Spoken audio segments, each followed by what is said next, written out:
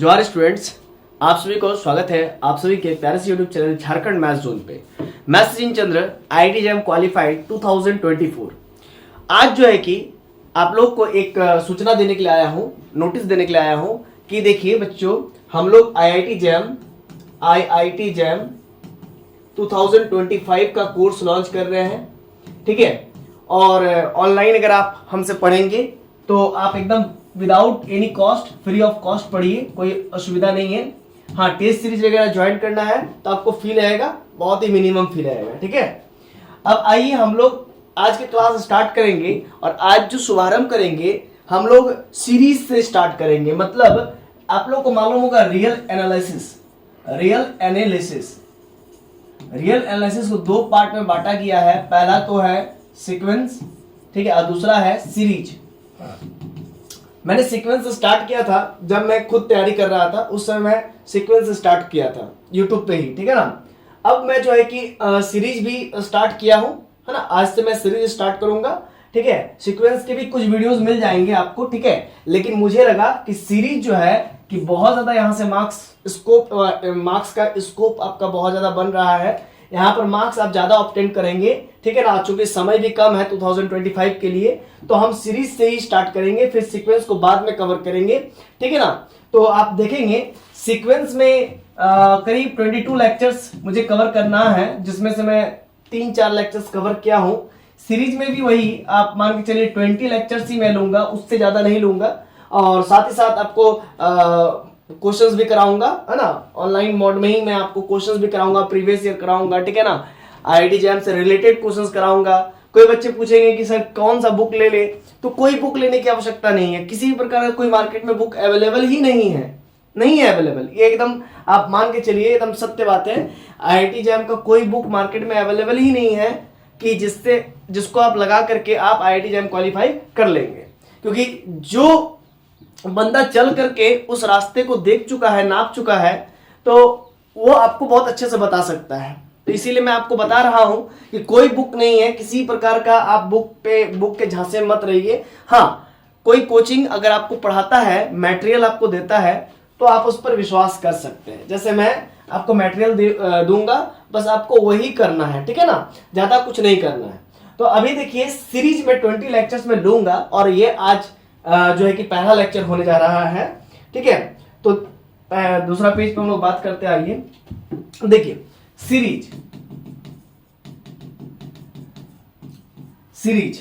Series में generally, ठीक है, हाँ, सीरीज में जनरली हम लोग क्या देखने वाले हैं। पहला आज जो हम लोग का होगा क्लास 1 होगा। क्या होगा? क्लास 1 होगा, ठीक ना, जिसमें आप लोग को मैं पढ़ाऊंगा इनफाइनाइट सीरीज। क्या पढ़ाऊंगा? इनफाइनाइट सीरीज, ध्यान दीजिएगा, इनफाइनाइट सीरीज, ठीक है। और ये जनरली आज जो है इंट्रोडक्शन क्लास होगा, हम लोग का इंट्रो क्लास होगा। इनफाइनाइट सीरीज में आप लोग को मैं थोड़ा वेटेज बता दूं, ठीक है ना। इनफाइनाइट सीरीज के कुछ वेटेज बता दूं आप लोगों को। जैसे सबसे पहले SOP, series of positive terms, है ना। SOPT इसको SOPT कहते हैं, सीरीज ऑफ पॉजिटिव टर्म्स, जिसका वेटेज आपको मैं बता दूं। SOPT का वेटेज बता दूं, सीरीज ऑफ पॉजिटिव टर्म्स का 50% वेटेज है ना। IIT JAM में 50% का वेटेज, मतलब अगर सीरीज का मैं बता रहा हूं कि इनफाइनाइट सीरीज में SOPT 50% अपना वेटेज रखता है। दूसरा क्या है? Alternating series. क्या है?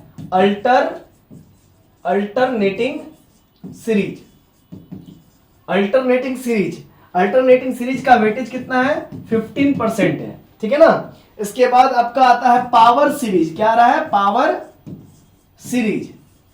यहां से डायरेक्ट क्वेश्चंस आते हैं। पावर सीरीज का वेटेज अपने में 25% है, ठीक है। इसके बाद आपका आता है टेलर सीरीज। और आप कहेंगे कि सर आप सीक्वेंस से क्यों नहीं रेगुलर कर दिए? आप तो 4-5 लेक्चर ऑलरेडी पढ़ा चुके थे सीक्वेंस में, तो आप सीक्वेंस से क्यों नहीं रेगुलर कर दिए? आप सीरीज से क्यों पकड़ लिए? तो बाबू जानते हो क्या होगा, सीरीज एक ऐसा ही मतलब टॉपिक है जिसको मैं अभी छेड़ रखा हूं।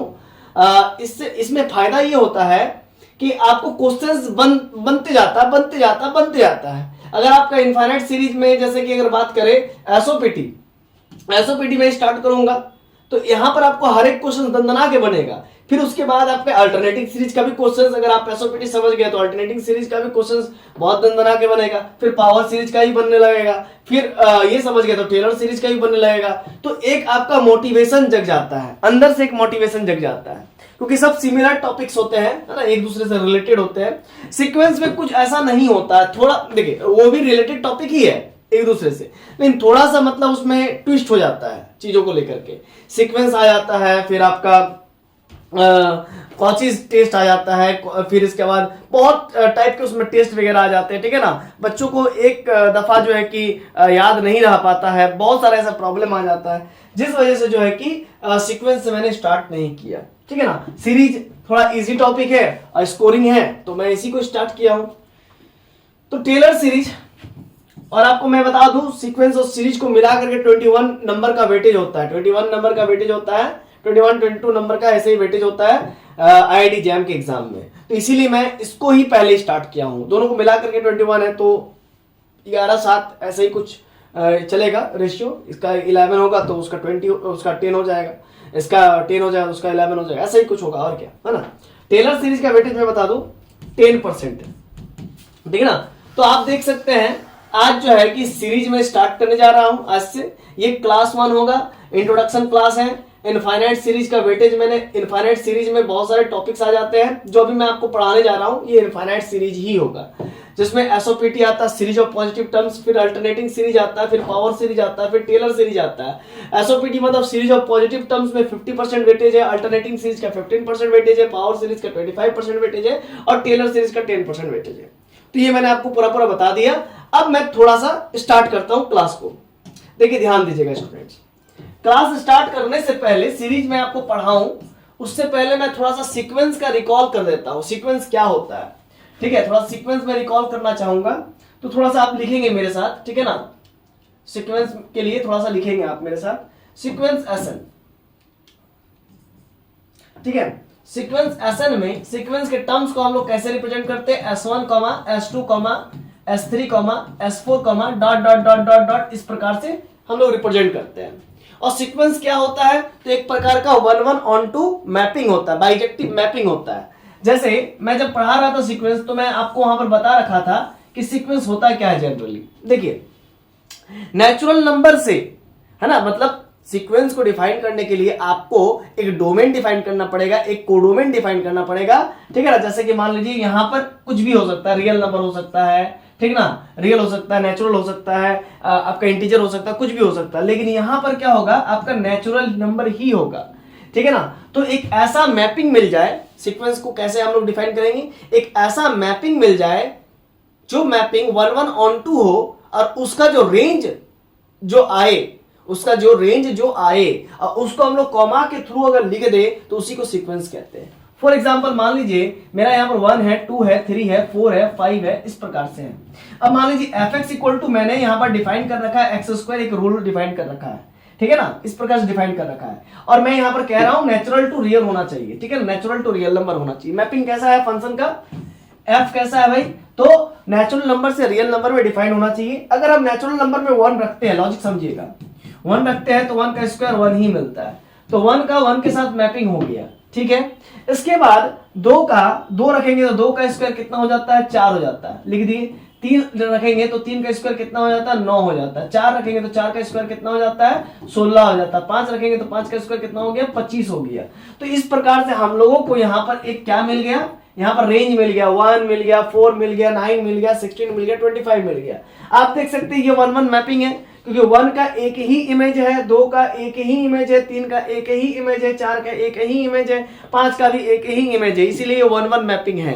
एक का एक के साथ शादी हो गया, ऐसा आप समझ सकते हैं। अब ऑन टू मैपिंग क्यों है, क्योंकि कोडोमेन रियल नंबर है, और इस रियल नंबर में आप देख सकते हैं, देखिए इस रियल नंबर में यहाँ पर 1 लिया मैंने, 4 लिया, 9 लिया, 16 लिया, 25 लिया, और तो कोई रियल नंबर है नहीं यहाँ पर तो और तो कोई रियल नंबर नहीं है।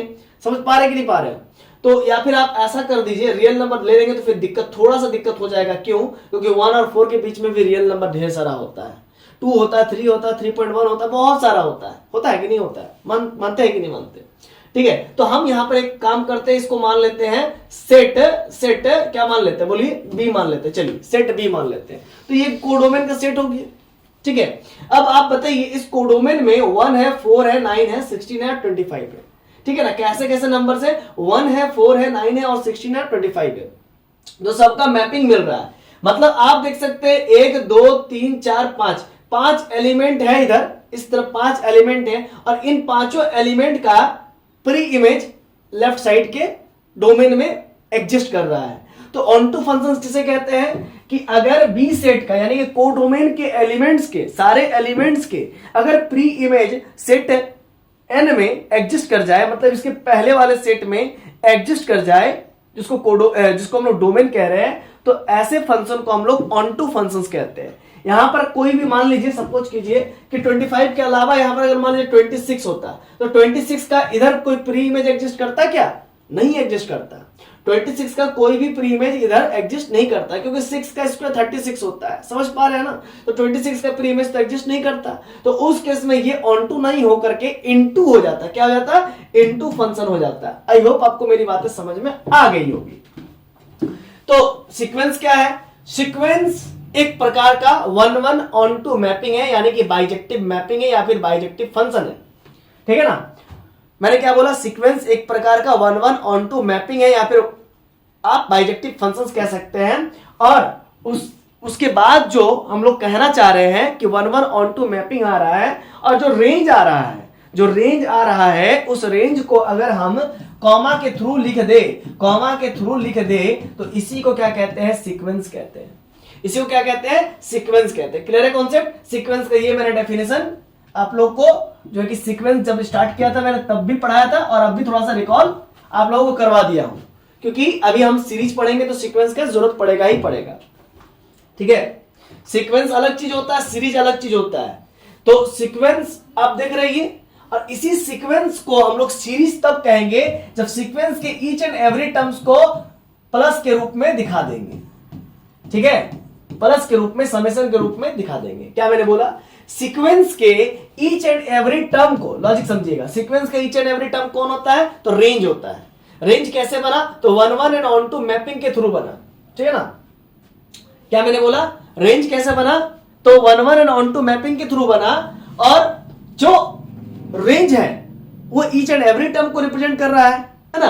तो उन ईच एंड एवरी टर्म्स को, रेंज के ईच एंड एवरी टर्म्स को इस प्रकार से कॉमा के थ्रू लिखते हैं, तो इसको सीक्वेंस कहते हैं। इसको पॉजिटिव सम के रूप में लिखते हैं, सीक्वेंस के ईच एंड एवरी टर्म को सम के रूप में लिखते हैं, तो हम इसको कहते हैं एसओपीटी, सीरीज ऑफ पॉजिटिव टर्म्स। क्योंकि यहां पर पॉजिटिव टर्म्स की बात आ रही है, तो प्लस के रूप में लिखना है, सीरीज ऑफ पॉजिटिव टर्म्स। समझ पा रहे हैं ना?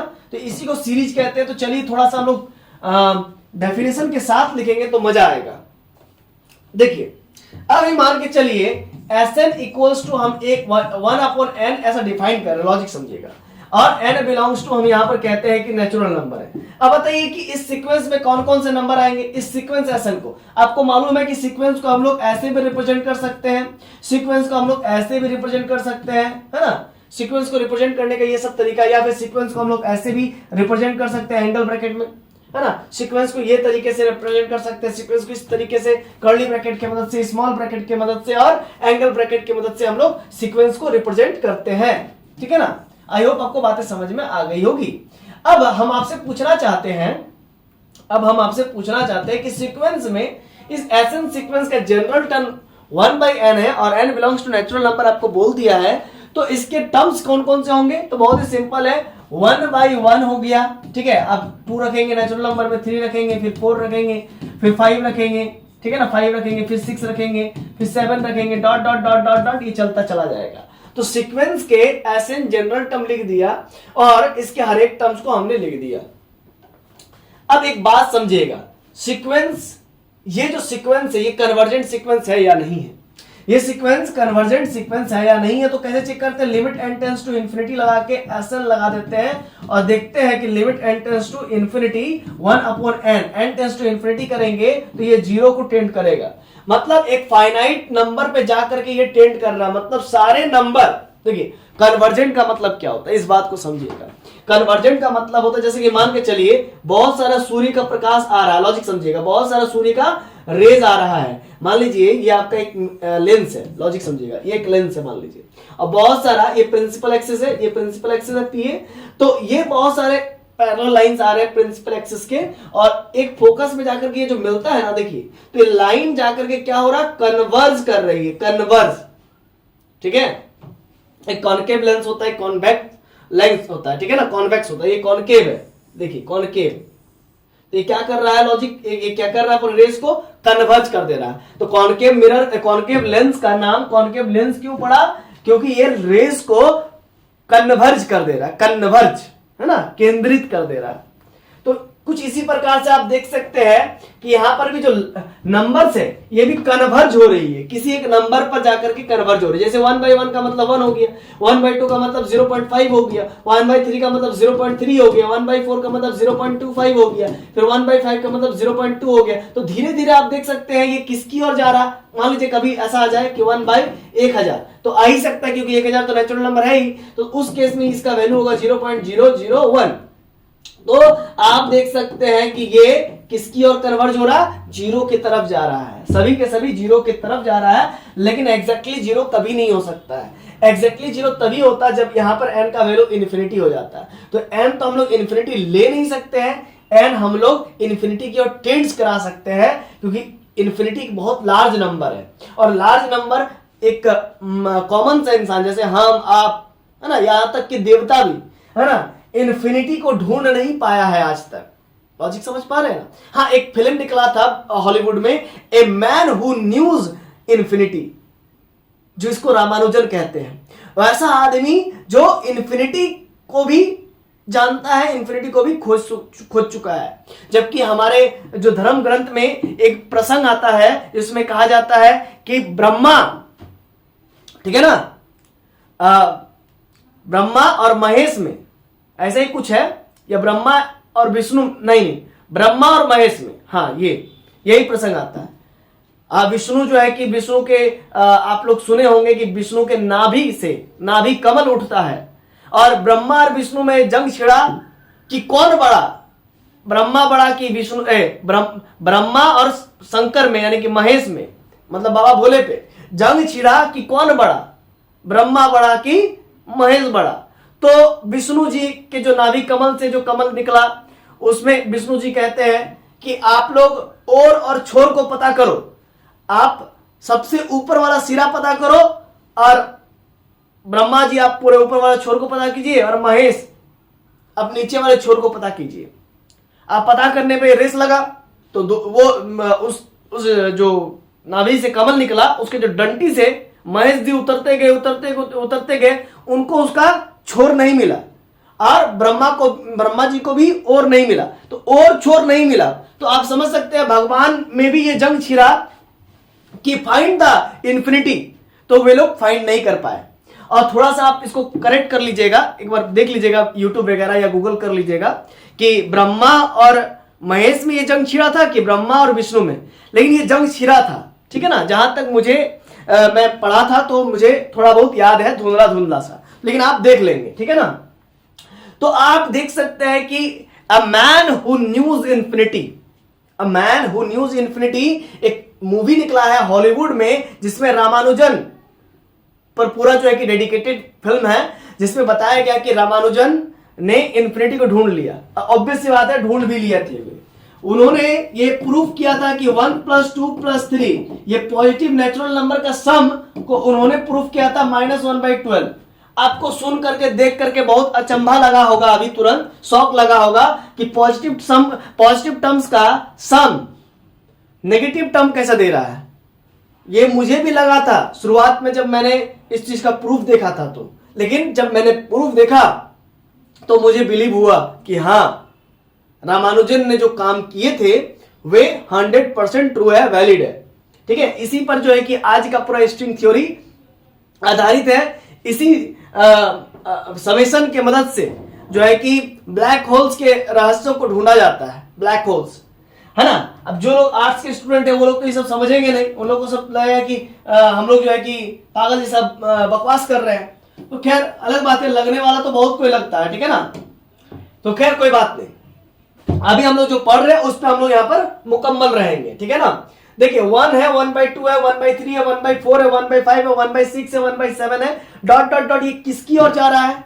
ये जा रहा है आपका जीरो की तरफ, लेकिन एग्जैक्टली कभी जीरो नहीं होगा, लॉजिक समझिएगा। मतलब 1 तो आपको मिल जाएगा इस सेट के अंदर, लेकिन जीरो नहीं मिलेगा, इसीलिए जीरो पे ओपन इंटरवल लगेगा। तो कुल मिलाकर के हम ये कहना चाह रहे हैं कि ये जो सीक्वेंस है ये जीरो की तरफ जा रहा है, लेकिन एग्जैक्टली जीरो नहीं आ रहा है, क्योंकि इन्फिनिटी को हम लोग यहाँ पर टेंस कराएंगे, क्लियर है ना। यहाँ पर इन्फिनिटी का वैल्यू -1/12 नहीं लिखेगा, वो अलग कॉन्सेप्ट, ये अलग कॉन्सेप्ट है, ठीक है ना, वो स्ट्रिंग थ्योरी पर काम आता है। हाँ, तो ऐसा जो सीक्वेंस है उसका जनरल टर्म लिख दिया। अब एन टेंस टू इन्फिनिटी करेंगे तो जीरो की तरफ कन्वर्ट करेगा, मतलब सारे नंबर किसकी ओर जा रहा है? जीरो की तरफ जा रहा है। सारे नंबर किसकी ओर जा रहा है? जीरो की तरफ जा रहा है, ठीक है ना, सब जीरो की तरफ कन्वर्ट हो रहा है। तो ये कन्वर्जेंट सीक्वेंस का थोड़ा सा मैंने आपको बताया कि कन्वर्जेंट सीक्वेंस कब कन्वर्ज करता है, जब वो किसी एक फाइनाइट नंबर, देखिए सुनिएगा, जब वो किसी एक फाइनाइट नंबर की तरफ टेंड करे तब उसको हम लोग कन्वर्जेंट सीक्वेंस कहते हैं, ठीक है। आइए ये सब जो एक्स्ट्रा हम लोग यहाँ पर करके रखे हैं वो सबको हम लोग यहाँ पर हटाते हैं। आइए फिर आगे बढ़ते हैं, ठीक है। देखिएगा यहां पर हम लोग क्या पता किए कि सीक्वेंस एसएन के जो जनरल टर्म था, या सीक्वेंस, हाँ ऐसा आप लोग पता किए, क्या पता किए बताइए। तो सीक्वेंस एसएन का जो जनरल टर्म था वो 1/n था, और n बिलोंग्स टू क्या था स्टूडेंट्स? नेचुरल नंबर था। क्या था? नेचुरल नंबर था। अब सीक्वेंस के जो हमने जनरल टर्म्स को लिखा वो क्या था बताइए। तो मतलब ये 1/n था। अब सीक्वेंस के ईच एंड एवरी टर्म्स को लिखा तो वो क्या था? 1/1 यानी कि 1, 1/2, फिर 1/3, 1/4, 1/5, ठीक है ना, 1/6, डॉट डॉट डॉट डॉट, इस प्रकार से चल रहा है।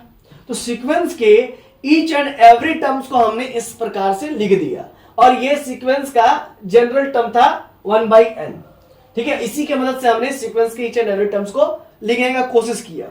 अब एक बात बताइए, यहां पर समझिएगा, एक नया सीक्वेंस हम तैयार करना चाहते हैं, एक नया सीक्वेंस अगर हम तैयार करना चाहते हैं तो tn बराबर हम तैयार करना चाहते हैं। tn मतलब अगर t1 लिखेंगे तो उसमें पहला टर्म आ जाएगा, लॉजिक समझिएगा। एक सीक्वेंस, देखिए इसको हम कह रहे हैं जनरेटिंग सीक्वेंस, इसको जनरेटिंग सीक्वेंस कह रहे हैं, मतलब इसी सीक्वेंस के मदद से हम लोग एक नया सीक्वेंस तैयार करेंगे। ये जनरेटिंग सीक्वेंस हो गया, इसी सीक्वेंस की मदद से हम लोग एक नया सीक्वेंस तैयार करेंगे। जैसे t1 बराबर s1 हो गया, और t2 बराबर क्या हो जाएगा बताइए। तो s1 प्लस s2 हो जाएगा, है ना, क्योंकि देखिए सीक्वेंस tn है ना। तो t1 बराबर s1 हो गया, t2 बराबर क्या हो जाएगा? s1 plus s2। इसी प्रकार से t3 बराबर क्या हो जाएगा? s1 plus s2 plus s3। अब इसी प्रकार से t4 बराबर क्या हो जाएगा? s1 plus s2 plus s3 plus s4, dot dot dot dot dot dot. यहां पर tn लिखना चाहेंगे तो उसका वैल्यू कितना हो जाएगा? t1 plus t2 plus t3 plus dot dot dot dot dot tn। यही होगा। समझ पा रहे हैं कि नहीं समझ पा रहे हैं? ठीक। अब अगर मान के चलिए हम लोग लिखना चाहते हैं पूरा न्यू सीक्वेंस, मतलब ये जो जनरेटिंग सीक्वेंस है, इसी जनरेटिंग सीक्वेंस से हमने t1 लिखा, t2 लिखा, t3 लिखा, डॉट डॉट डॉट tn लिखा, ठीक है। बात को समझिएगा। अब होगा क्या कि हम इस tn सीक्वेंस में हम लोग इसके टर्म्स को लिखना चाहेंगे। तो सबसे पहले यहां पर s1 लिखेंगे, फिर s2 लिखेंगे, फिर s3 लिखेंगे, फिर s4 लिखेंगे, डॉट डॉट डॉट sn लिखेंगे। समझ पा रहे हैं कि नहीं पा रहे हैं? तो यहां पर हम लोग करेंगे क्या? s1 का वैल्यू देखेंगे कितना है? 1 लिख दिया s1 का वैल्यू। ये s1 है, ये s2 है, s3 s4 s5, समझ रहे ना, 1। फिर s2 का वैल्यू देखेंगे, t2 का वैल्यू देखेंगे s1 प्लस s2। s1 कितना है? s1 तो आपका 1 है, s1 कितना? 1 प्लस 1/2, तो यहां पर लिखेंगे 1 प्लस 1/2। फिर s3 कितना है? 1 प्लस 1/2, सॉरी t3 है ना, 1/3, तो यहां पर लिखेंगे 1 प्लस 1/2 प्लस 1/3, ठीक है, डॉट डॉट डॉट, इसी प्रकार से चलता चला जाएगा। देखिए यहां पर क्या हो गया 1/1 प्लस 1/2 प्लस 1/3, फिर 1 प्लस 1/2 प्लस 1/3, ये T4 हो जाएगा। अब प्लस 1/4 और डॉट डॉट डॉट डॉट ये चलता चला जाएगा। ये Tn सीक्वेंस हो गया, ये नया सीक्वेंस हो गया। मतलब जो एग्जिस्टिंग सीक्वेंस था हम उसी से, ये देखिए ये जो एग्जिस्टिंग सीक्वेंस था उसी के मदद से हमने एक नया सीक्वेंस बनाया Tn सीक्वेंस। ठीक है ना, तो आप ऐसा भी कर सकते हैं, एक न्यू सीक्वेंस भी बना सकते हैं। ठीक है ना। अब आइए हम लोग जो है कि पार्शियल सम के बारे में थोड़ा सा ध्यान देंगे। तो ये जनरली हो क्या रहा है, ये सीक्वेंस का पार्शियल सम ही तो हम लोग कर रहे हैं। T1 पहला पार्शियल सम, T2 दूसरा पार्शियल सम, पहला और दूसरा पार्शियल सम, सीक्वेंस के ही पार्शियल सम से हम एक नया सीक्वेंस बना दिए, या फिर कह सकते हैं कि जनरेटिंग सीक्वेंस की मदद से हम लोग एक नया सीक्वेंस बना दिए। Tn सीक्वेंस मैंने बनाया, T3 बनाया, T2 बनाया, T1 बनाया। ठीक है ना, इस प्रकार से। आइए, ये हमारा न्यू सीक्वेंस है, ये हमारा क्या है, न्यू सीक्वेंस है, ये हमारा न्यू सीक्वेंस है। समझ पा रहे हैं ना। चलिए हम लोग T1000 निकालना चाहेंगे तो क्या होगा, सपोज कीजिए we want to find the value of T1000। तो T1000 का वैल्यू कैसे होगा, तो बहुत ही सिंपल है, S1 plus S2 plus S3 plus dot dot dot dot dot S1000। ठीक है, जैसे कि अभी अभी आपने देखा कि T1 कैसे निकला S1, T2 कैसे निकला S1 प्लस S2, T3 कैसे निकला S1 plus S2 plus S3, Tn कैसे निकला T1 plus T2 plus T3 plus dot dot dot Tn, और T1000 कैसे निकलेगा S1 plus S2 plus S3 plus dot dot dot dot S1000 निकला। समझ पा रहे हैं ना। तो ये क्या है, ये जनरली क्या बताना चाह रहा है, ये 1000 टर्म्स ऑफ सीक्वेंस Sn का समेशन है। लॉजिक समझिएगा, लॉजिक समझिएगा। Sn में कितने टर्म्स होंगे बताइए। ये मान लीजिए पहला S1 होगा, ठीक है, फिर S2 होगा, ठीक है ना, फिर S3 होगा, डॉट डॉट डॉट डॉट कहां तक जाएगा, Sn होगा, Sn तक जाएगा। ये सीक्वेंस के टर्म्स हुए। अब हम कहना ये चाह रहे हैं कि T1000 निकालिए। तो T1000 में क्या होगा, S1 Sn के 1000 टर्म्स का समेशन होगा। तो Sn में तो 1000 टर्म्स होंगे, तो ये तो जरूरी नहीं कि 1000 टर्म्स होंगे, उससे ज्यादा भी हो सकते हैं, क्योंकि n belongs to natural number बोला है। देखिए तो जरा, देखिए n belongs to natural number बोला है, तो जरूरी नहीं कि 1000 टर्म्स ही होंगे, हो सकते हैं 1 लाख टर्म्स हो सकते हैं 10 लाख टर्म्स हो सकते हैं ना। तो 10 लाख टर्म्स भी तो हो सकते हैं भाई, है ना। यहां पर बोला है 1/n, n belongs to natural number, तो हो सकता है 1000, 10,000, 10 लाख, 10 करोड़। तो उतने में से देखिए, लॉजिक समझिएगा, मेरे पास 10 करोड़ टर्म्स थे मान के चलिए, ठीक है ना। हमने उसका छोटा सा पार्ट काट लिया और उसको समेशन के रूप में लिख दिया। उसको समेशन के रूप में अभी लिखेंगे, टेंशन मत लीजिए, है ना। देखिए अभी लिख दिए ना। उसको हमने इतने बड़े पार्ट से हम छोटे से पार्ट को काट करके, मतलब इतने सारे टर्म्स में से छोटे से मतलब कह सकते हैं कि सीक्वेंस के टर्म्स को काट करके उसको सम के रूप में लिख दिया। तो उसको कहेंगे, क्या कहेंगे इसको, nth पार्शियल सम। अब nth पार्शियल मतलब n की जगह पर कौन है, 1000, तो 1000 partial sum of sequence Sn। ठीक ना। मैंने क्या कहा कि S1 plus S2 plus S3 plus dot dot dot, वही S1000 क्या है, तो nth partial sum of sequence Sn। यहां पर n की जगह पर क्या है बताइए, तो 1000, तो यहां पर लिखेंगे 1000 partial sum of sequence Sn। समझ रहे ना।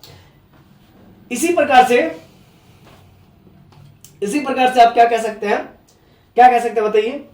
जैसे T3 को क्या कहेंगे, इसको कहेंगे 3th या फिर 3rd partial sum of sequence Sn। समझ रहे ना। और इसका एक और नाम है, वो आप लिख लीजिए और करके, sum up to n terms, sum up to n terms. ठीक है ना। यहां पर हमने n टर्म्स तक का समेशन किया। अब ये देखिए, ये सम ऑफ n टर्म्स है ना। यहां पर 1000 की जगह पर क्या हो जाएगा, यहां पर n की जगह पर क्या हो जाएगा, 1000, तो सम अप टू 1000 टर्म्स ये हो जाएगा। तो nth पार्शियल सम भी आपने सीख लिया। हालांकि मैंने जब सब सीक्वेंस बताया था वहां पर हम आपको बताए थे nth पार्शियल सम के बारे में, सीक्वेंस के चैप्टर में, सब सीक्वेंस में, ठीक है ना। nth पार्शियल सम के बारे में हमने वहां पर आप लोगों को बता रखा है। कोई बात नहीं, ठीक है ना। ये सब जनरली आपके एग्जाम में नहीं आएगा, लेकिन मैंने आपको फाउंडेशन क्लियर करा रहा हूं। अभी हम आपको क्या करवा रहे हैं, फाउंडेशन क्लियर करवा रहे हैं, तब ना क्वेश्चंस लगवाएंगे, है ना। जैम का तभी तो क्वेश्चन लगाएंगे, ऐसा थोड़ी लगेगा जब तक फाउंडेशन ही नहीं क्लियर होगा। आप बीएससी में लाख पढ़ करके आए हैं, लेकिन आपको मालूम है आप लोग कितना पढ़ करके आए हैं, समझ रहे ना। अब बहुत सारे बच्चे बहुत अच्छे पढ़े होंगे, ठीक है ना, बहुत अच्छा लैंग्वेज लिख लिख के पढ़े होंगे, लेकिन देखिए कुछ ऐसे बच्चे भी हैं जो नहीं पढ़े होंगे, तो उनको लिए हम सबको ना पढ़ा रहे हैं ना। हम एक अकेला आपको नहीं पढ़ा रहे हैं, जो तेज बच्चा उसको हम सिर्फ नहीं पढ़ा रहे हैं, हम सबको लेकर के चल रहे हैं, है ना। चलिए आइए, ये तक तो सीख गए। अब यहां पर देखिए क्या मैं कहना चाह रहा हूं, ध्यान दीजिएगा। ये टीएन है, ये टीएन है, तो टीएन क्या है, S1 plus S2 plus S3 plus dot dot dot dot dot, है ना, ये प्लस Sn, ये हुआ।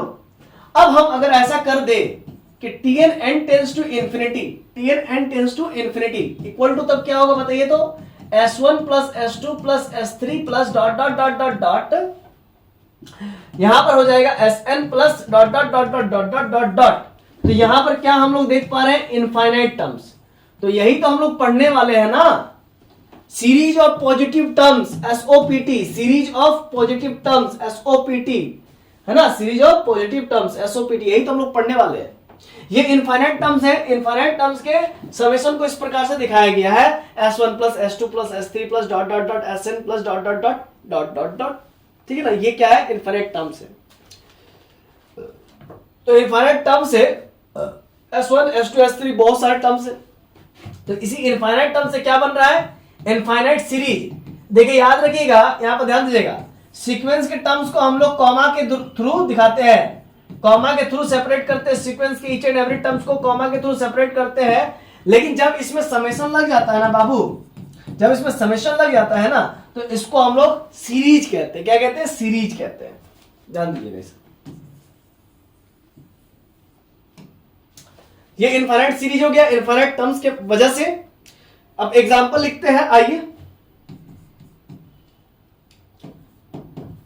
एग्जांपल के बिना समझ में नहीं आएगा आप लोग को।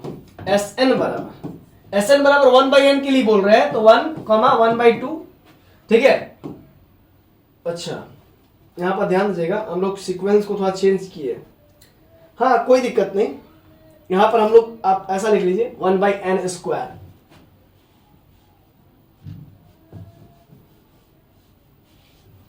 क्या लिखिएगा, सीक्वेंस Sn का जनरल टर्म लिख रहे हैं, ठीक है। ये लिखना सही होगा, या फिर आप ऐसा लिखिए 2 to the power n, 2 to the power n लिखिए। क्या लिखिएगा, 1/2 to the power n, ये लिखिए, ज्यादा बेस्ट रहेगा, ठीक है। इसके बाद से हम लोग एक सीक्वेंस बनाएंगे और यहां पर लिख देंगे n बिलोंग्स टू, यहां पर हम लोग ऐसा कर सकते हैं कि n belongs to whole number, ठीक है, ऐसा कर सकते हैं। समझ पा रहे कि नहीं पा रहे, ठीक है। अगर हम लोग होल नंबर के लिए बात करेंगे, तो सीक्वेंस के हम लोग जो टर्म्स को लिखना चाहेंगे, तो वो क्या होगा, 1/2 to the power 0, 1/2 to the power 1, ठीक है ना, ऐसा कुछ 1/2 to the power 2, फिर 1/2 to the power 3, कॉमा, फिर क्या हो जाएगा 1/2 to the power 4, dot dot dot dot dot. मतलब अब n belongs to whole number ले रहे हैं, तो 0 ले लिए, ठीक है। 2 के पावर 0 मतलब 1 हो गया, 2 के पावर फिर 1 हो जाएगा, फिर 2 के पावर 2 हो जाएगा, 3 हो जाएगा, 4 हो जाएगा, डॉट डॉट डॉट हो जाएगा। तो इसको हम लोग जनरली लिखेंगे क्या, इसको हम लोग लिखेंगे जनरली 1,1/2, 1/2², ठीक है ना, 1/2 के पावर 3, 1/2 के power 4, dot dot dot dot dot, ठीक है। अब देखिएगा जरा, इसको हम लोग नाम देंगे, ये हमारा जनरेटिंग सीक्वेंस है, ये हमारा क्या है, जनरेटिंग सीक्वेंस, मतलब इसी से जनरेट होगा नया सीक्वेंस। अब इससे हम लोग नया सीक्वेंस Tn जनरेट करना चाहते हैं, एक Tn सीक्वेंस जनरेट करना चाहते हैं। We want to find T N sequence, है ना, हमें टीएन सीक्वेंस की आवश्यकता है। तो बहुत ही सिंपल है, तो T1 बराबर क्या हो जाएगा, S1 हो जाएगा, T2 बराबर क्या हो जाएगा, S1 प्लस S2 हो जाएगा, T3 बराबर क्या हो जाएगा, S1 plus S2 plus S3 हो जाएगा। Dot dot dot dot dot आगे की ओर बढ़ेंगे तो यहां पर होगा क्या, देगा ध्यान दीजिएगा,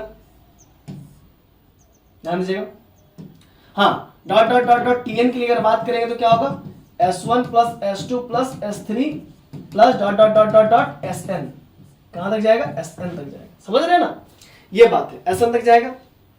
अब जरा देखिएगा होगा क्या, अगर मान के चलिए हम T1 निकालना चाहेंगे तो T1 S1 के बराबर होगा और S1 का वैल्यू कितना है 1, फिर T2 क्या है, T2 क्या है, तो T1 S1 plus S2 plus S1 plus S2 है तो 1 प्लस 1/2 होगा। फिर इसी प्रकार से अगर हम निकालना चाहेंगे T3 तो क्या हो जाएगा, 1 प्लस 1/2 प्लस 1/3, समझ पा रहे हैं ना, ठीक।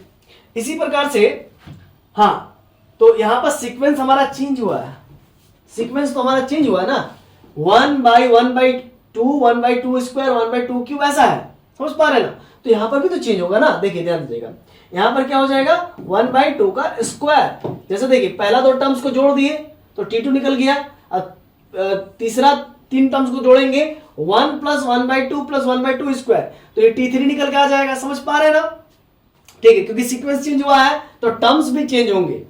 अब अगर हम आपसे बात करना चाहें, अब अगर हम आपसे बात करना चाहेंगे कि Tn निकालो कब, जब n टेंड कर रहा है इन्फिनिटी की ओर तब, तो Tn निकालो जब n टेंड कर रहा है इन्फिनिटी की और तब, तो कैसे निकलेगा बताइए, तो कैसे निकलेगा बताइए, तो ये हो जाएगा, सबको सम कर देंगे, 1 प्लस 1/2 प्लस 1/2 स्क्वायर प्लस, क्योंकि देखिए लॉजिक समझिएगा, Tn का वैल्यू क्या हो जाएगा, T1 का वैल्यू आपका S1 हुआ यानी कि 1 हुआ, T2 का वैल्यू 1 प्लस 1/2 हुआ, T3 का वैल्यू हमने 1 प्लस 1/2 प्लस 1/2 स्क्वायर, ये 3 टर्म्स को जोड़ा। जब Tn निकालने की बारी आई तो Tn कैसे निकलेगा, इसको हम लोग nth पार्शियल सम कहेंगे, है ना, सिर्फ Tn अगर निकालना रहा तो nth पार्शियल सम निकालना होता 1 प्लस, देखिए Tn अगर निकालना रहता तो क्या लिखते, Tn अगर T3 निकाले तो इतना लिखे ना, तो Tn निकालना रहता तो क्या लिखते, सीक्वेंस की बात नहीं कर रहे हैं, यह पार्शियल सम की बात कर रहे हैं, तो 1 प्लस 1/2 प्लस 1/2 स्क्वायर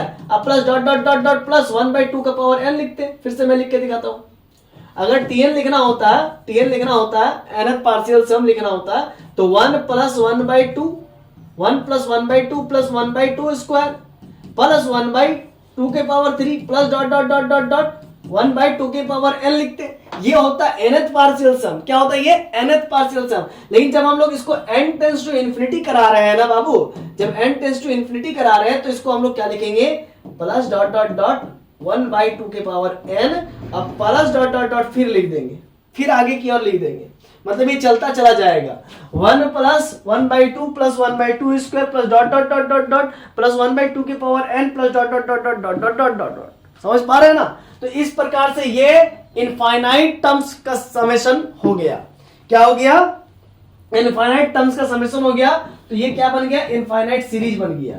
तो जनरली हम आपको समझाना चाह रहे हैं कि इनफाइनाइट सीरीज होता क्या है, और इनफाइनाइट सीरीज में वैसा सीरीज हम आपको समझाना चाह रहे हैं जो पीटी है, मतलब एसओपीटी है, मतलब सीरीज ऑफ पॉजिटिव टर्म्स, क्या समझाना चाह रहे हैं, सीरीज ऑफ पॉजिटिव टर्म्स, तो पॉजिटिव टर्म्स है, तो इनफाइनाइट सीरीज का आप एसओपीटी समझ गए। चलिए अब हम लोग थोड़ा सा डिफाइन करेंगे इस चीज को, डेफिनेशन वगैरह लिखेंगे, हालांकि मुझे विश्वास है कि आपको यहां तक जितना ही बातें मैंने आपको समझाया है आपको समझ में आ गया होगा कि मैं क्या समझाना चाह रहा हूं, ठीक है।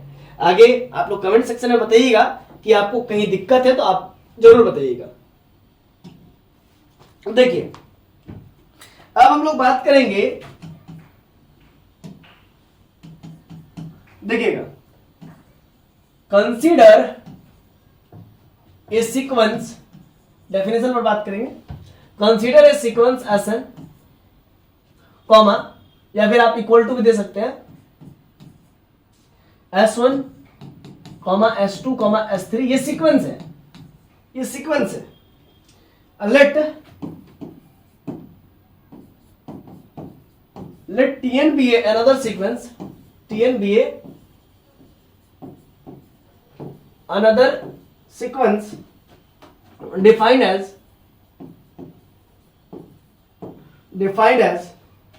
T1 इक्वल टू क्या हो गया S1, T2 इक्वल टू क्या हो गया S1 प्लस S2, ठीक है। फिर T3 इक्वल टू क्या हो गया S1 plus S2 plus S3, ठीक है। Dot dot dot dot dot dot Tn का बात करेंगे तो वो हो जाएगा S1 plus S2 plus S3 plus dot dot dot dot Sn, ये हो जाएगा।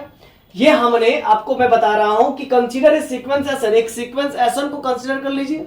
S1, S2, S3 कॉमा के थ्रू ही दिखाते हैं सीक्वेंस की ईच एंड एवरी टर्म्स को। अब Tn एक नया सीक्वेंस बनाना चाहते हैं तो Tn भी है अनदर सीक्वेंस, Tn भी है अनदर सीक्वेंस। हम आपको न्यू सीक्वेंस बनाना सिखा रहे हैं एग्जिस्टिंग सीक्वेंस से। ये आपका एग्जिस्टिंग सीक्वेंस है, ये आपका एग्जिस्टिंग सीक्वेंस है, इसी को हम लोग कहते हैं जनरेटिंग सीक्वेंस, जेनरेटिंग सीक्वेंस कहते हैं, इसी को हम लोग जनरेटिंग सीक्वेंस कहते हैं, ये एग्जिस्टिंग सीक्वेंस कहते हैं। एग्जिस्टिंग कही है, जनरेटिंग कही है, दोनों बात सेम है। तो Tn भी है अनदर सीक्वेंस, हम डिफाइन करना चाह रहे हैं कुछ इस प्रकार से कि T1 का वैल्यू S1 होगा, T2 का वैल्यू S1 प्लस S2 होगा, T3 का value S1 plus S2 plus S3 होगा, डॉट डॉट डॉट Tn का value S1 plus S2 plus S3 plus dot dot dot Sn होगा। समझ पा रहे ना? तो ये हम क्या दिखाना चाह रहे हैं, हम Tn एक नया सीक्वेंस बनाना चाहते हैं। तो Tn एक नया सीक्वेंस अगर हम बनाना चाहते हैं तो कैसे बनाएंगे, सोचिए जरा, है ना? तो हम आपको करके दिखा देंगे। तो कैसे होगा बताइए, Tn एक नया सीक्वेंस में कैसे टर्म्स आएंगे, देखिएगा।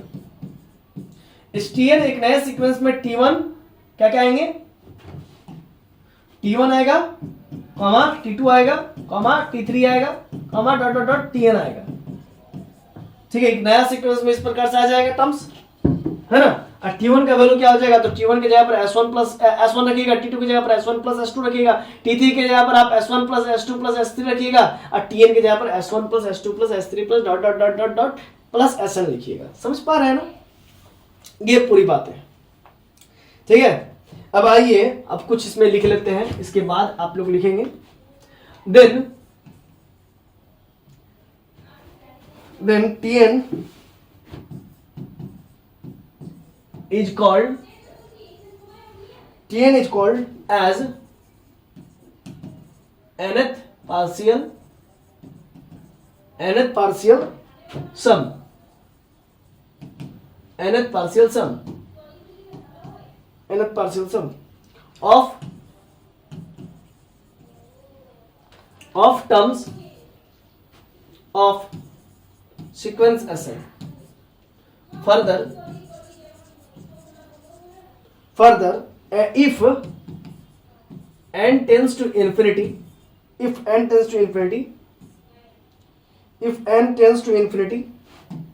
है ना, आप लिखेंगे if n tends to infinity, that is n tends to infinity, then we get, मैं बताऊंगा, then we get, ठीक है। देखिए अगर बात करेंगे हम Tn की, तो Tn क्या होगा, S1 plus S2 plus S3 dot dot dot Sn होगा। तो Tn is called nth partial sum, Tn को ही हम लोग nth पार्शियल सम कहेंगे। Tn को क्या कहेंगे, nth पार्शियल सम कहेंगे, क्योंकि वो n बार जोड़ रहा है सीक्वेंस के, एग्जिस्टिंग सीक्वेंस के ईच एंड एवरी टर्म्स जो कि n तक जा रहा है उसको n बार जोड़ रहा है। तो एग्जिस्टिंग सीक्वेंस का n टाइम समेशन को ही nth पार्शियल सम कहेंगे, ठीक है ना। Tn को एग्जिस्टिंग सीक्वेंस का n टाइम्स समेशन को ही nth पार्शियल सम कहेंगे उस सीक्वेंस का। तो सीक्वेंस Sn का nth पार्शियल सम कौन है, तो Tn है। सीक्वेंस Sn का 3th पार्शियल सम कौन है, तो T3 है। सीक्वेंस Sn का 4th पार्शियल सम कौन है, तो T4 है। सीक्वेंस Sn का T2 नहीं, सेकेंडथ पार्शियल सम कौन है, तो T2 है। इस प्रकार से अब of the terms sequence Sn, अगर सीक्वेंस Sn की बात करें, तो फर्दर फिर बात करेंगे n टेंस टू इंफिनिटी जाएगा तब क्या होगा। अगर n टेंस टू इंफिनिटी जाएगा ना, तो ये जो Tn है, ये जो Tn है ना, ये जो सीक्वेंस के टर्म्स को जोड़ रहा है, यानी कि सीरीज बन रहा है, ये भी इनफाइनाइट टर्म्स तक जाएगा। तो Tn n tends to infinity पर क्या होगा, देन वी गेट क्या होगा, ये भी इनफाइनाइट टर्म्स तक जोड़ेगा। सीक्वेंस के देखिए अभी क्या था कि n था, tn था, तो सिंपल n टर्म्स को सीक्वेंस के n टर्म्स को जोड़ा। अब यही n टेंस टू इन्फिनिटी कर देंगे तो सीक्वेंस के इनफाइनाइट टर्म्स को जोड़ने लगेगा, इनफाइनाइट टर्म्स को जोड़ने लगेगा, ऐसा हुआ। फिर dot dot dot dot dot आगे n टर्म्स को जोड़ने लग जाएगा। समझ गए ना? पूरा बात क्लियर है? इसी को कहते हैं इनफाइनाइट सम। क्या कहते हैं? Infinite sum so obtain is called as the infinite series, या इसी को इनफाइनाइट सीरीज भी कहते हैं। अब आपको डेफिनेशन समझ में आ गया होगा कि इनफाइनाइट सीरीज कहते किसे हैं। तो इसका थोड़ा सा हम लैंग्वेज लिखेंगे, आइए लिखते हैं इसके बाद में। आइए यहां पर लिखते हैं, this infinite, this is infinite sum so obtain. अब हमें इनफाइनाइट सम ऑब्टेन हो गया है, इज कॉल्ड, इसी को कहेंगे, is called as the infinite series. इसी को हम लोग कहेंगे इनफाइनाइट सीरीज कहेंगे of terms of sequence S n. Sequence S n के इनफाइनाइट टर्म्स है। दिस इनफाइनाइट सम, ये जो इनफाइनाइट सम आया ना, ये जो इनफाइनाइट सम आया आपका, इसी को क्या कहेंगे? जो ऑब्टेन किए हैं, is called as the infinite series. इसी को हम लोग कहेंगे इनफाइनाइट सीरीज। मतलब एग्जिस्टिंग सीक्वेंस में जो आप कह सकते हैं एग्जिस्टिंग टर्म्स थे, उन टर्म्स को, उन इनफाइनाइट टर्म्स को हमने जब जोड़ दिया है ना, तो वो क्या बन गया? इनफाइनाइट सीरीज बन गया ऑफ टर्म्स एसन। किसके टर्म्स से? तो एसन के टर्म्स से बना। मतलब सीक्वेंस एसन मतलब जनरेटिंग सीक्वेंस के ही टर्म से बना, या कह सकते हैं कि एग्जिस्टिंग सीक्वेंस के ही टर्म से बना। समझ गए ना? It is obtain, it is obtain, it is obtain as, इसको हम लोग इस प्रकार से भी ऑब्टेन कर सकते हैं, इसको हम लोग इस प्रकार से भी ऑब्टेन कर सकते हैं। क्या भाई, कर सकते हैं कि नहीं कर सकते? अरे सिंपल है भाई, इसी चीज को लिखने का ये तरीका है। दिखाओ, देखो कैसे। n का वैल्यू 1 डालो, 1, फिर सम करो। लैटिन वर्ड में इससे सिग्मा का मतलब क्या होता है? Summation, Latin word. s1 फिर s2 फिर s3 हो गया। कहां तक चलेंगे जी? sn plus dot dot dot आगे क्यों चलेंगे? क्योंकि इनफाइनाइट बोला तो इनफाइनाइट करते जाएंगे। तो इस चीज को लिखने का तरीका ये भी है। समेशन ऑफ sn सीक्वेंस के जनरल टर्म ले लीजिए एंड उसको 1 से लेकर के इनफाइनाइट तक जोड़ दीजिए, then we get infinite series. तो here sequence sn is called as the generating sequence of the series, of the infinite series भी कह सकते हो, है ना, of the infinite series। तो सीक्वेंस एसन क्या है? जिम्मेवार है। Sequence S N is called the generating sequence. इसको जनरेटिंग सीक्वेंस कहेंगे किसका? तो इनफाइनाइट सीरीज का। इस इनफाइनाइट सीरीज का जनरेटिंग सीक्वेंस कौन है? तो सीक्वेंस एसन, सीक्वेंस एसन है। समझ में आ रहा ना? तो here S N, sequence S N is called as the generating sequence of the infinite series, है ना, या फिर ये जो सीरीज जो भी आ रहा है। अब मान के चलिए ये मान के चलिए, देखिए इधर मान के चलिए T3 सीरीज आ रहा है, T2 सीरीज आ रहा है, T4 सीरीज आएगा, T5 सीरीज आएगा। तो इन सीरीज का जनरेटिंग सीक्वेंस कौन है? तो एसन है। सिंपल सी बात है। या फिर आप कह सकते हैं ये एक इनफाइनाइट सीरीज है। कहां गया? हाँ, ये एक इनफाइनाइट सीरीज है, ये एक इनफाइनाइट सीरीज है। इस इनफाइनाइट सीरीज का जनरेटिंग सीक्वेंस कौन है? तो एसन सीक्वेंस है। समझ में आ गया होगा? सर आप इतना मतलब ये मतलब बेसिक्स पे इतना क्यों क्लियर करवा रहे हैं, इतना डिटेल में क्यों करा रहे हैं? क्या फायदा इससे? डायरेक्ट आप क्वेश्चन कराइए। आप लोग यही सोच रहे होंगे, लेकिन नहीं बाबू, अगर हम आपको बेसिक्स अच्छा नहीं करेंगे ना, तो आप अच्छा से नहीं कर पाएंगे, जैम के क्वेश्चंस नहीं लगा पाएंगे। वहां फिर आप मतलब आपको लगेगा कि लैक ऑफ नॉलेज है, लैक ऑफ कंसेप्ट है। और ऐसा ना लगे, इसीलिए मैं आपको पहले ही सारी चीजों को क्लियर कर दूंगा। हालांकि मैं अभी भी क्वेश्चन दूंगा, 2-4 को दागूंगा, देखेंगे कि आप बना पा रहे हैं कि नहीं बना पा रहे हैं। ठीक है, टेंशन मत लीजिए उसके लिए। ठीक है, तो खैर बेसिक्स तो सबके लिए जरूरत होता है। हाँ आइए आगे फिर करेंगे हम लोग, सेंट्रल आइडिया लेंगे आगे। Next central idea. अब आपको एक सेंट्रल आइडिया के बारे में बताते हैं। सीरीज का जो सम होता है ना, वो सीक्वेंस का लिमिट होता है। सीरीज का जो भी सम होता है वो सीक्वेंस का लिमिट होता है। मान लीजिए हमने ये सीरीज लिखी S1 plus S2 plus S3 plus dot dot dot SN, और मैंने लिखा इक्वल टू इसका सम मान लीजिए 2 आया। तो आप ये समझिएगा कि इस सीक्वेंस SN का ये जो है कि लिमिट है। सीरीज का जो भी सम होता है वो सीक्वेंस का लिमिट होता है। ठीक है ना, क्या मैंने बोला? सीरीज का जो भी सम होता है सीक्वेंस का वही लिमिट होता है, इसी पे सीक्वेंस कन्वर्ज करता है। सीरीज का जो सम होता है सीक्वेंस का वो लिमिट होता है, इसी पे सीक्वेंस कन्वर्ज करता है। ठीक है ना, चलिए याद रखिएगा इस बात। यही सेंट्रल आइडिया आपको बताना चाह रहे हैं। देखिए इसको इस प्रकार से लिख सकते हैं।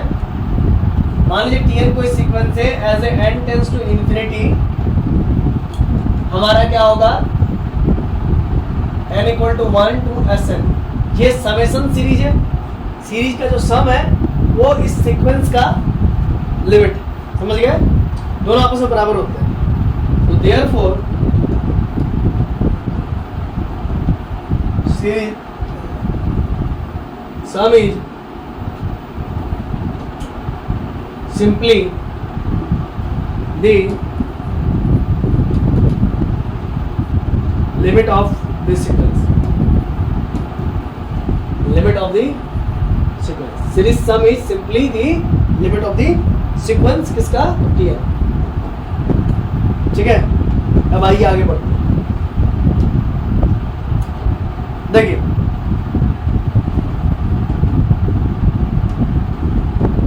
if Sn, क्वेश्चन लिखिए, if Sn converges, if Sn converges, then Tn equal to S1 plus S2 plus S3 plus dot dot dot dot Sn, then n tends to infinity, Tn also converges, आपको बताना है true है या false है। आपके पास 30 seconds है। चलिए बताइए क्वेश्चन मैंने लिख दिया। अब आपको बताना है कि ये कन्वर्ज है या नहीं है, ये ट्रू है या फॉल्स है। मैंने कहा कि सीक्वेंस, अभी मैंने आपको वो चीज समझाया कि सीक्वेंस है ना, मान लीजिए सीक्वेंस से पहले सीरीज समझाते हैं। S1 plus S2 plus dot dot dot dot Sn, in series का समेशन मान लीजिए 2 आया। तो मैंने कहा कि इसका जो सीक्वेंस होगा वो भी जो है कि 2 पे ही कन्वर्ज करेगा। अगर सीरीज का सम 2 आया है तो मैंने कहा कि सीक्वेंस भी जो सीक्वेंस का लिमिट भी 2 होगा। मैंने क्या कहा? सीरीज का सम अगर 2 आया, n टर्म्स के सीरीज का सम अगर 2 आया, तो उस सीक्वेंस का जिससे वो बना है, ये सीरीज तो सीक्वेंस से ही ना बना हुआ होता है, तो ये सीरीज जिस सीक्वेंस से बना हुआ रहेगा उसका भी लिमिट 2 होगा। अगर सीरीज का सम 2 है तो सीक्वेंस का लिमिट भी 2 होगा, यानी कि सीक्वेंस में 2 पे कन्वर्ज करेगा। ये मैंने आपको बताया है और क्वेश्चन आपको दाग दिया कि सीक्वेंस कन्वर्ज है। मान लीजिए कि मेरा सीक्वेंस कन्वर्जेंट है, तो आपको बताना है कि Tn बराबर S1 plus S2 dot dot Sn, मतलब ये जो आपका बन रहा है सीरीज, इसी सीक्वेंस के ईच एंड एवरी टर्म से बन रहा है। तो ये जो सीरीज है वो कन्वर्ज होगा या नहीं होगा as a n tends to infinity पर। ट्रू या फॉल्स आपको बताना। देखिए बहुत ही सिंपल क्वेश्चन है। देखिए ध्यान दीजिए, सिंस मान लीजिए कोई सीक्वेंस है आपके पास, मान लीजिए सीक्वेंस के तो टर्म्स होते हैं, लिख दो 1, 1, 1, 1, 1, 1, dot dot dot dot dot dot. तो ये क्या है? एक सीक्वेंस है जो 1, 1, 1, 1 से बना हुआ है ना? ये आप देख सकते हैं 1, 1, 1, 1 से बना, एक तरह से कांस्टेंट सीक्वेंस है। ठीक है सर, कांस्टेंट सीक्वेंस बनता कैसे है सर? सुनिए, मान लीजिए k, ठीक है, आप x का वैल्यू 1 रखिए तो भी मिलेगा k, x का वैल्यू 2 रखिए तो भी मिलेगा k। तो ये होगा कब? जब fx इक्वल टू आप k ले लें और x बराबर आप 1 लेंगे तो भी मिलेगा k, x बराबर 2 लेंगे तो भी मिलेगा k, x बराबर 3 लेंगे तो भी मिलेगा k। तो ये आपका है क्या? 1, 1 ऑन टू मैपिंग है। हाँ सर, 1, 1 ऑन टू मैपिंग है। हर एक डोमेन के लिए, हर एक डोमेन के एलिमेंट के लिए यहाँ पर हमें क्या मिल रहा है? इमेज मिल रहा है। वो सारे इमेज सेम है, वो सारे इमेज सेम है, समझ पा रहे ना? तो ये क्या है? 1, 1 ऑन टू मैपिंग है? 1, 1 ऑन टू मैपिंग है? नहीं, 1, 1 ऑन टू मैपिंग नहीं है। 1, 1 ऑन टू मैपिंग क्यों नहीं है? क्योंकि देखिए इस पॉइंट का भी इमेज ये हो गया, इस पॉइंट का भी इमेज ये हो गया।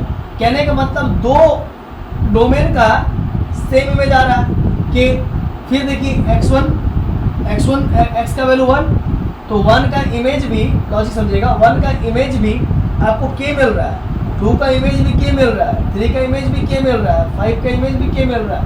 तो सारा का तो इमेज k मिल रहा है, तो ये मेनी वन फंक्शन है, 1, 1 फंक्शन तो नहीं है। खैर कोई बात नहीं, 1, 1 नहीं है तो नहीं है, लेकिन सीक्वेंस तो है, सीक्वेंस तो है ना, क्योंकि नेचुरल नंबर के रिस्पेक्ट में ही इसका क्या मिल रहा है?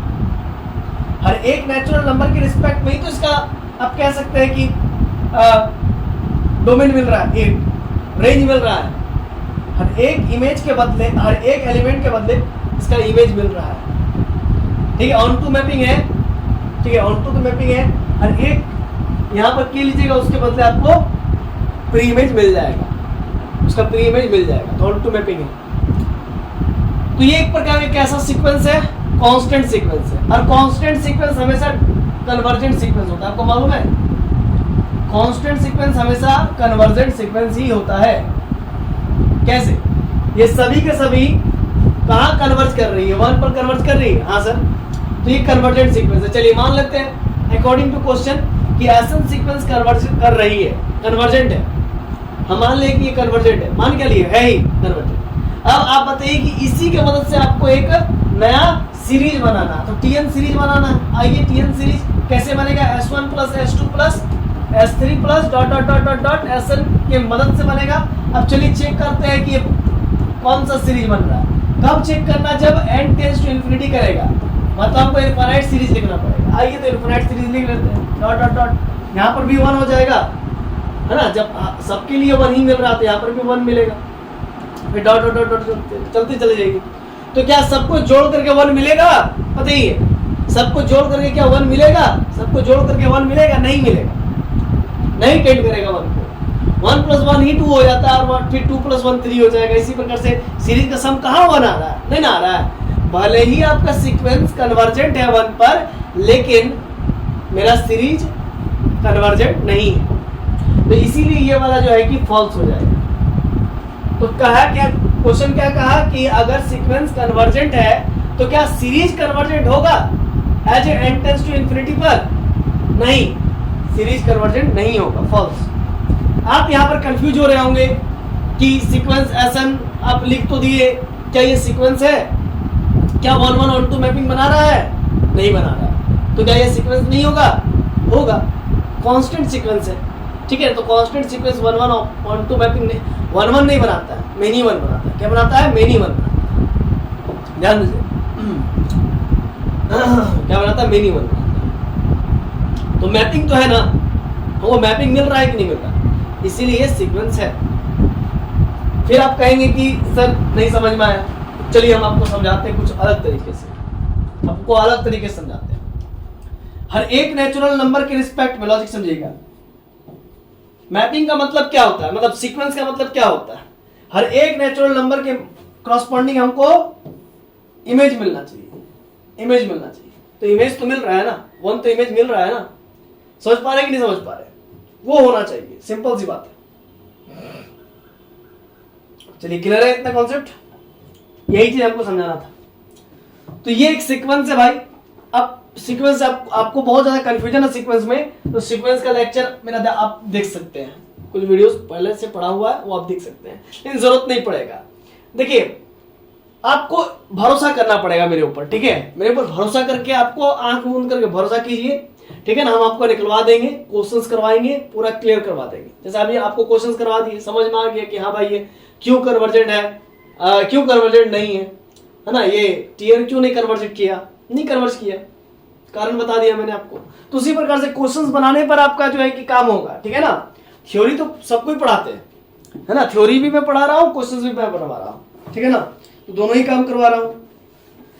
तो आप कह सकते हैं क्या कि टीएन क्या है, T N as N tends to infinity पर क्या हो रहा है, प्लस इंफिनिटी दे रहा है, यानी कि डाइवर्ज कर रहा है ना, डाइवर्जेंट सीक्वेंस सीरीज हो गया। अब आइए अब दूसरा क्वेश्चन करते हैं, ठीक है। आइए हम क्वेश्चंस बहुत बनवाते हैं, ठीक है ना, टेंशन मत लीजिए, मेन क्वेश्चंस पे ही आधारित होता है कि आपका एग्जाम निकलेगा या नहीं निकलेगा, ठीक है। If sequence S N diverges, if sequence S N diverges then T N sequence also diverges, also diverges, true या false, चलिए बताइए ट्रू या फॉल्स। अगर सीक्वेंस असल, 1 मिनट समय है आपके पास, बनाइए 1 मिनट, मिनट को ऐसा दिखाते हैं ना, 1 मिनट समय, 1 मिनट 23 सेकंड, चलिए 1 मिनट 23 सेकंड बनाइए जल्दी से। इफ सीक्वेंस एसन डाइवर्जेस, अगर सीक्वेंस एसन डाइवर्ज कर रहा है तो उस केस में आपको बताना है कि सीक्वेंस टीएन क्या डाइवर्ज करेगा, ट्रू या फॉल्स।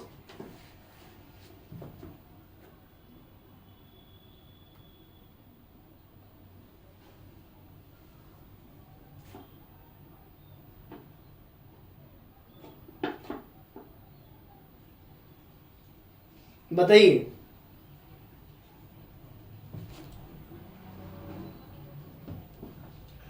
हो पाएगा आपसे। देखिए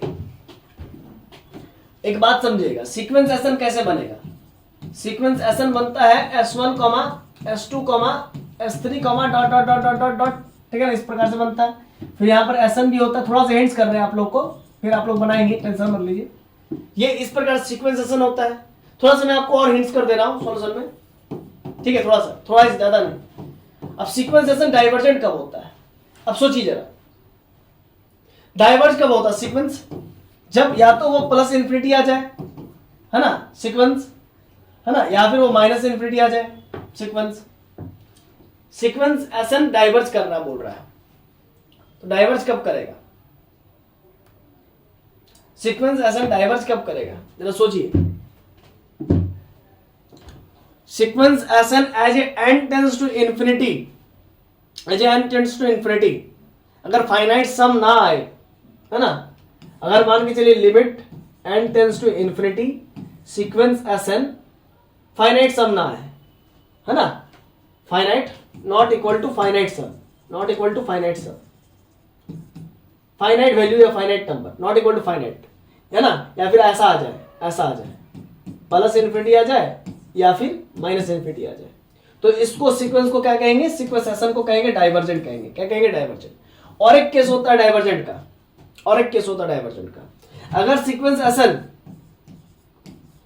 2 वैल्यू पर टेंड्स कर जाए, 0 पर कर जाए या फिर -1 पर कर जाए या फिर +1 पर कर जाए, है ना, मतलब 2 या फिर हो सकता है 1 -1 पर कर जाए, 2 वैल्यू पर टेंड करे, है ना, क्या मैंने बोला, 2 वैल्यू पर टेंड करे, 2 वैल्यू पर टेंड करे तो भी ये डाइवर्जेंट होता है, तो भी ये डाइवर्जेंट होता है।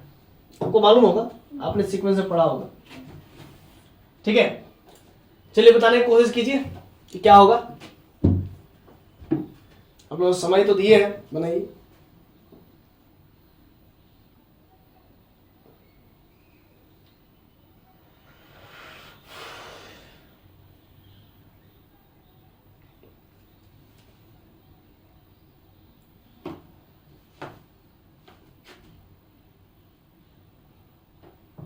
हो पाएगा कि बताएं?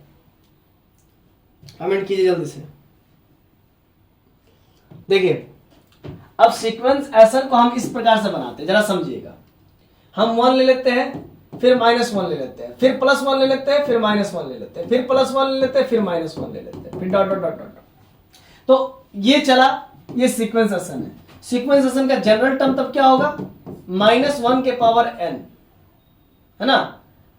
लेकिन यहां पर तो +1 आया, तो उसके लिए हम यहां पर -1 कर देते हैं, ठीक है। यानी कि जब हम -1 के पावर 1 ले लेंगे तो 1 - 1 0 हो जाएगा, तो -1 के पावर 0 यानी कि 1 हो गया, ठीक है। ये S1 हो गया। S2 के लिए क्या हो जाएगा? -1 के पावर 2 - 1 यानी कि -1 के पावर 1 यानी कि -1 हो जाएगा। फिर S3 क्या हो जाएगा? S3 हो जाएगा -1 के पावर कितना हो जाएगा? 3 - 1 यानी कि 2, -1 के पावर 2 यानी कि +1। तो आप देख सकते हैं पहले +1 आया, फिर -1, फिर +1, चल रहा है ना। तो यही लॉजिक काम कर रहा है। तो जनरल टर्म आपका क्या हो गया? Sn इक्वल टू -1 के पावर n-1। क्लियर है कॉन्सेप्ट? आई होप आपको समझ में आ रहा होगा, ठीक है। ठीक, चलिए ठीक, ध्यान दीजिएगा स्टूडेंट्स। अब यहां पर हम आपको बताना चाह रहे हैं कि सीक्वेंस कन्वर्जेंट है या नॉट कन्वर्जेंट है। तो सबसे पहले हमको क्या लेना होगा? काउंटर एग्जाम्पल के लिए डाइवर्जेंट लेना पड़ेगा। सीक्वेंस एसएन को डाइवर्जेंट लेना होगा और दिखाना पड़ेगा कि सीक्वेंस टीएन मेरा डाइवर्ज कर रहा है या कन्वर्ज कर रहा है। अगर डाइवर्ज कर रहा है तो फिर ट्रू हो जाएगा, अगर कन्वर्ज कर रहा है तो फिर फॉल्स हो जाएगा, है ना। तो आपको वही पूछ रहा है कि सीक्वेंस एसएन डाइवर्ज करेगा तो क्या सीक्वेंस टीएन डाइवर्ज करेगा, ट्रू या फॉल्स? डाइवर्ज करेगा तो फिर ट्रू हो जाएगा, है ना। डाइवर्ज करेगा तब तो ट्रू हो जाएगा, अगर डाइवर्ज नहीं किया तो फॉल्स हो जाएगा। समझ पा रहे कि नहीं पा रहे? बताइए, क्वेश्चन यही है। अब यहां पर हम ये चीज देख सकते हैं कि सीक्वेंस एसएन, हम लोग क्या देख सकते हैं कि सीक्वेंस एसएन एक बाउंडेड सीक्वेंस है, +1 और -1 के बीच में ऑसिलेट कर रहा है ना। +1 -1 और +1 के बीच में ऑसिलेट कर रहा है। ऐसा कौन सा सीक्वेंस होता है, याद है आपको? साइन एक्स, है ना। साइन एक्स होता है, ठीक ना, ये होता है, जानते हैं, यही सीक्वेंस होता है। तो आपको मालूम ही होगा 0 से लेकर के अगर हम 2π ले ले, ठीक है, 0 से लेकर के 2π ले ले तो सीक्वेंस का मैक्सिमम वैल्यू क्या आ सकता है? +1 और मिनिमम वैल्यू -1। मतलब 360 डिग्री पर बात करें साइन का वैल्यू का तो वो +1 और -1 ही आएगा, ये कंफर्म है। या फिर आप ऐसा भी कह सकते हैं कि 0 से 270 पर बात कीजिएगा तो भी +1 और -1 आएगा, या फिर आप 90 से 270 पर बात करेंगे तो भी +1 और -1 आएगा, कह सकते हैं आप, ठीक है। या -90 और +90 पर भी बात करेंगे तो भी +1 और -1 आएगा, कह सकते हैं। तो इसका डोमेन जो है कि फिक्स है, 0 से 2π, ठीक है। और ये -1 से +1 ये भी फिक्स है, ठीक है ना। तो ये आप देख सकते हैं ये जो सीक्वेंस है मैक्सिमम वैल्यू को अटेंड कर रहा है और मिनिमम वैल्यू को अटेंड कर रहा है, और फिर मैक्सिमम वैल्यू को अटेंड करेगा, फिर मिनिमम वैल्यू को अटेंड करेगा। जैसे साइन 0 का वैल्यू 0 होता है, ठीक है सर। साइन 90 का वैल्यू 1 होता है, ठीक है सर। 0 आया, फिर 90 आया, फिर साइन 180 डिग्री का वैल्यू 90 + 90, सेकेंड क्वाड्रेंट है। कॉस साइन 180 डिग्री का बात कर रहे हैं तो वो 0 हो जाएगा। देखिए कैसे, साइन 90 डिग्री + 90 डिग्री क्या हो जाएगा? cos 90 हो जाएगा, -cos 90 हो जाएगा, सेकेंड क्वाड्रेंट। cos 90 का 0 हो जाता है, तो फिर साइन 180 डिग्री का वैल्यू 0 हो जाएगा, फिर साइन 270 डिग्री का वैल्यू -1 हो जाएगा। देखिएगा, आइए देखिए ये 1 हो गया, फिर 0 हो जाएगा, फिर साइन 0 का 0, साइन 0 0 1, और फिर साइन 180 का 0, साइन 270 डिग्री का -1, फिर साइन 360 डिग्री का 0, फिर घूम फिर करके वही आ गया, फिर साइन 90 का 1, फिर साइन 180 का 0। तो आप देख सकते हैं इसका मैक्सिमम और मिनिमम वैल्यू पर ये ऑसिलेट कर रहा है। साइन का वैल्यू मैक्सिमम और मिनिमम वैल्यू पर ऑसिलेट करता है, तो इसीलिए इसको हम लोग ऑसिलेटिंग सीक्वेंस भी कहते हैं। क्या कहते हैं इसको?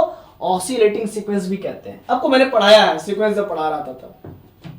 तो ये कैसा सीक्वेंस है? ऑसिलेटिंग सीक्वेंस है, ठीक है ना, जिसका मैक्सिमम वैल्यू +1, मिनिमम वैल्यू -1, ये ऑसिलेटिंग सीक्वेंस है। कॉन्सेप्ट क्लियर है? तो ऐसा सीक्वेंस कभी भी कन्वर्जेंट नहीं होता है जिसका 2 लिमिट पॉइंट आए, जिसका 2 लिमिट आए, है ना, कोई एक निश्चित वैल्यू पर टेंड नहीं कर रहा है। आप देख सकते हैं +1 और -1 2 वैल्यू आ रहा है, तो ऐसे सीक्वेंस को हम लोग कभी भी कन्वर्जेंट नहीं कहते, इससे ये हमेशा डाइवर्जेंट सीक्वेंस होता है। ये एक डाइवर्जेंट का मतलब डेफिनेशन है। और दूसरा डेफिनेशन क्या है? या तो सीक्वेंस मेरा +∞ पर डाइवर्ज करे या फिर -∞ पर डाइवर्ज करे, ठीक है। तो एक डाइवर्जेंट सीक्वेंस है, ठीक है। अब हम क्या करेंगे? अब हम चेक करेंगे इसी सीक्वेंस से हम टीएन सीक्वेंस बनाएंगे। और टीएन सीक्वेंस बनाने का तरीका क्या है? T1 निकालिए, T2 निकालिए, T3 निकालिए। तो T1 क्या होगा? क्या होगा? S1 होगा ओनली। फिर T2 क्या होगा? S1 + S2 होगा। फिर T3 क्या होगा? S1 + S2 + S3 होगा। समझ रहे हैं? ठीक। तो T1 आपका S1 क्या आया? S1 आपका आया 1, ठीक। S1 + S2 क्या आया? 1 + -1 यानी कि 0 आया। फिर S1 क्या है? 1 + S2 क्या है? -2 -1 + S3 +1। तो ये और ये कैंसिल हो गया, फिर +1 आया। तो आप देख सकते हैं, क्या देख सकते हैं? सीरीज का सम एक बार +1 आ रहा है, एक बार 0 आ रहा है, एक बार +1 आ रहा है। इसे कुछ आप समझ पाए? बोलिए बोलिए, आपको क्या समझ में आया? बताइए बताइए। तो अगर यहां पर पार्शियल सम आपको करने के लिए कहा जाए कि T10 तक कीजिए, तो T10 तक हमको देखना पड़ेगा कि ये क्या आ रहा है। तो +1 -1 +1 -1, ठीक है, -1 फिर +1 फिर +1 plus minus plus minus plus minus minus plus, ठीक। 1 2 3 4 5, तो ये कट गया, ये कट गया, ये 1 बचा, 1 बचा ना जी, ठीक। फिर देखिए 1 बचा, फिर -1 +1 -1 +1, ठीक है ना, 1 2 3 4 -1, तो 1 2 3 4 5 6 7 8 9 10, ठीक। तो ये और ये कैंसिल, ये और ये कैंसिल, ठीक है, ये और ये कैंसिल, 0 बचा। तो T10 का वैल्यू 0 हो गया, तो T11 का वैल्यू कितना हो जाएगा? 1 हो जाएगा। तो आप देख सकते हैं कि ये तो आपको 10th पार्शियल सम निकालने बोले तो ये आ गया, और T11th पार्शियल सम निकालने बोले तो 1 आ गया। तो कुल मिलाकर के इसका 2 वैल्यू आ रहा है, सीरीज के समेशन का 2 वैल्यू आ रहा है। आ रहा है ना जी? आ रहा है कि नहीं आ रहा? तो इसीलिए अगर सीक्वेंस डाइवर्जेंट है तो मेरा ये सीक्वेंस एसएन डाइवर्जेंट है, तो मेरा सीक्वेंस टीएन भी डाइवर्जेंट होगा। ये बात सत्य है, ट्रू। समझ गए? चलिए, आई होप आपको बातें समझ में आ गई होगी।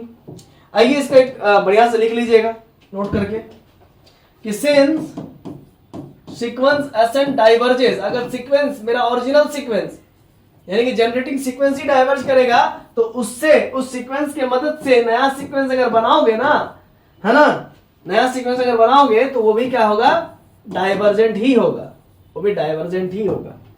ठीक है, ये बात सत्य है, ट्रू। चलिए अब आगे बढ़ते हैं। अभी एक नया क्वेश्चन दे रहे हैं, आईआईटी जैम में आ चुका है,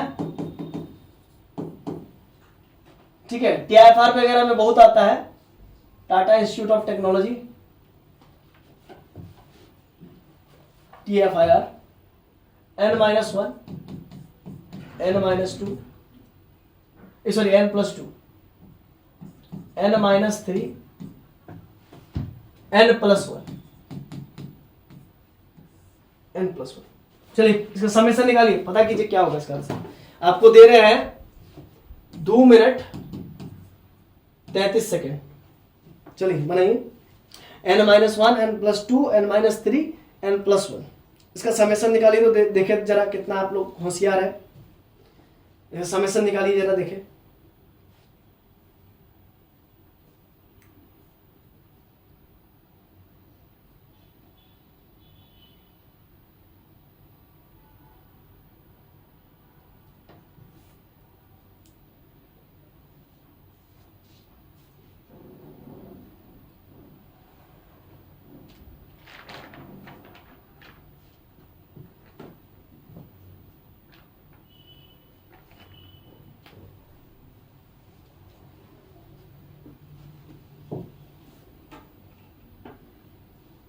जल्दी कीजिए,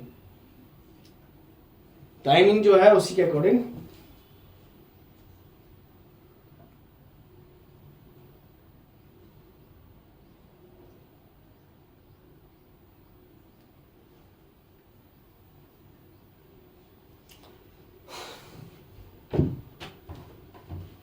देखिए कैसे होगा, थोड़ा सा हिंट करते हैं। सबसे पहले आप इसका समेशन निकालने बोला है, तो सबसे पहले आप इसको लिख लीजिए।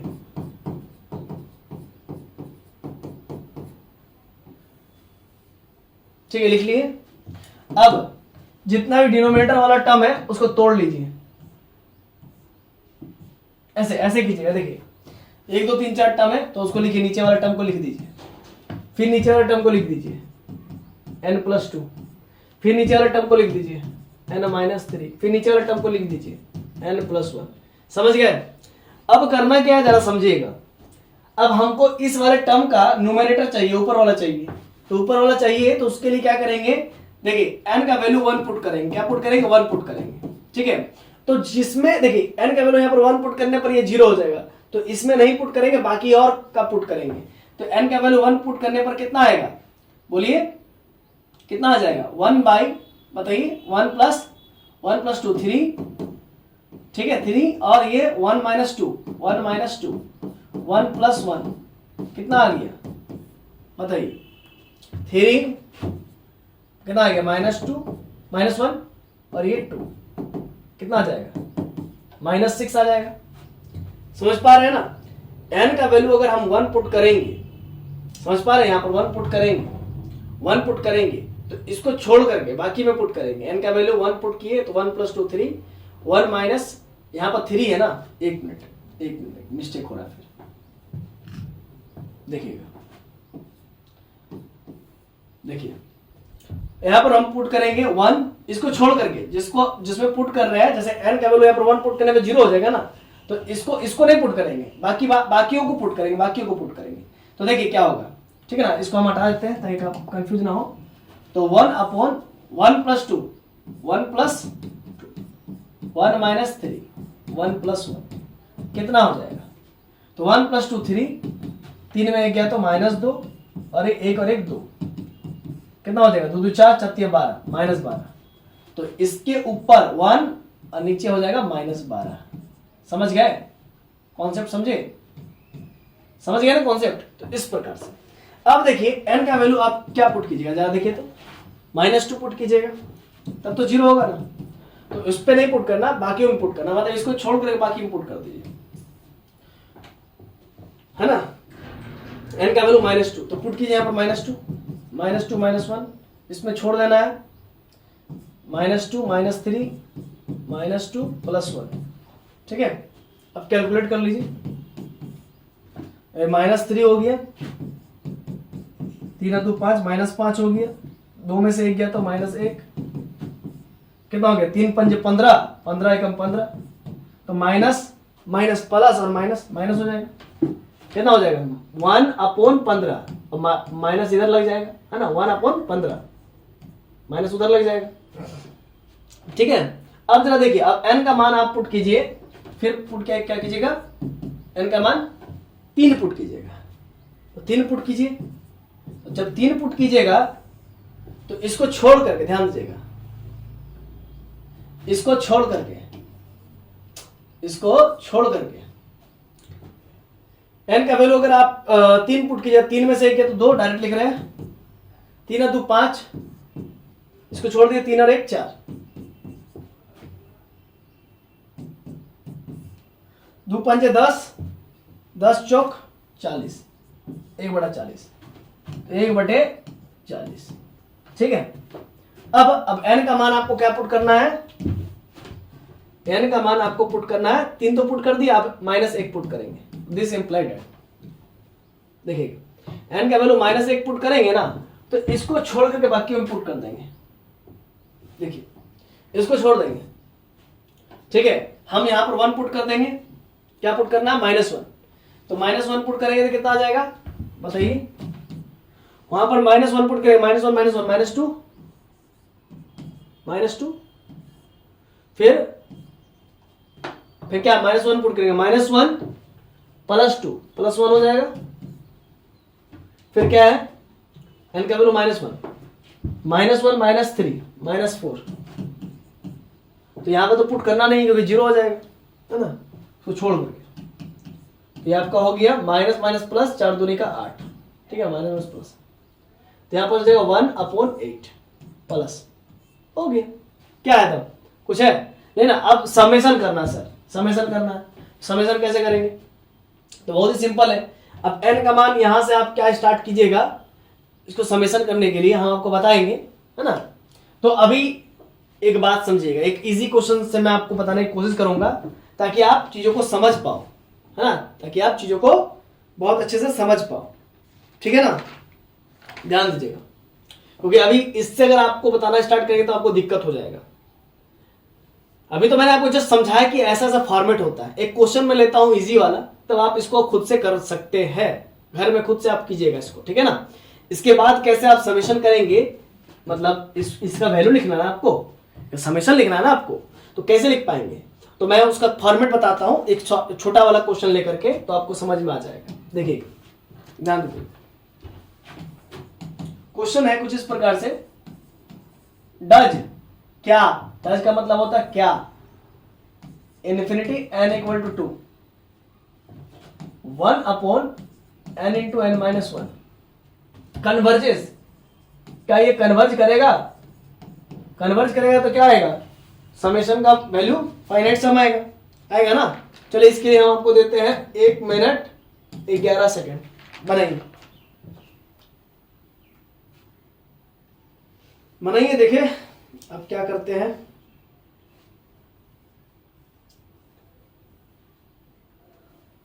याद रखिएगा सीक्वेंस का लिमिट जो होता है वो सीरीज का सम होता है, या सीरीज का जो सम होता है वो सीक्वेंस का लिमिट होता है ना। सीरीज का जो सम होता है, सीरीज का सम कैसे निकालेंगे, सीरीज का सम करके निकालेंगे। और कहीं पर अगर सीक्वेंस का लिमिट के तरीके से निकाल पा रहे हैं, n टेंड्स टू इन्फिनिटी लगा करके निकाल पा रहे हैं, तो भी तो वो हमको सीरीज का सम ही देगा ना। हमको यहाँ पर सीरीज का सम चाहिए, तो यहाँ पर हमको पहले तो जैसे अभी कंसेप्ट बताया है प्रीवियस में, वैसे कंसेप्ट का इस्तेमाल करना है। फिर आपको देखना है कि कौन कट रहा है कौन बच रहा है, उसके बाद आपको सीक्वेंस का कॉन्सेप्ट लगा देना है, क्योंकि सीक्वेंस का लिमिट जो होता है वो सीरीज का सम होता है। चलिए मनाइए फिर तो हम है ही ना, टेंशन नहीं लीजिए, फिर हम है, टेंशन मत लीजिए, बाकी बात हम कर देंगे, टेंशन नहीं, पहले इतना कीजिए।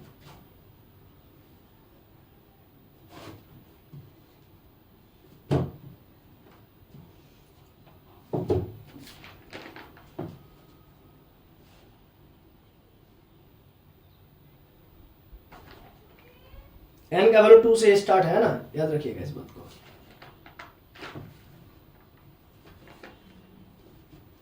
हो गया सर, हो गया। चलिए हम लोग स्टार्ट करते हैं अपना कार्यवाही, स्टार्ट किया जाए कार्यवाही, है ना, कार्यवाही स्टार्ट किया जाए। देखिए सर करेंगे क्या, सबसे पहले हम लिखेंगे सॉल्यूशन, ठीक है, फिर लिखेंगे 1/n × n-1 equal to n फिर n-1 लिख लिए। अब पुटिंग n = 0, कुछ नहीं तो 0 है ना जी, n के जगह पर कुछ है, देखिए यहाँ पर तो कुछ है ही नहीं, तो n का वैल्यू 0 हो जाएगा। तो n का वैल्यू 0 पुट करेंगे तो क्या आएगा, देखिए याद रखिएगा जिसका निकाल रहे हैं उस पर नहीं पुट करते, जिसका निकाल रहे हैं उसका पुट नहीं करते, उसका बगल वाले को पुट करते। तो यहाँ पर 0 पुट करेंगे तो क्या आएगा, 0 - 1 यानी कि -1/-1, ठीक है सर।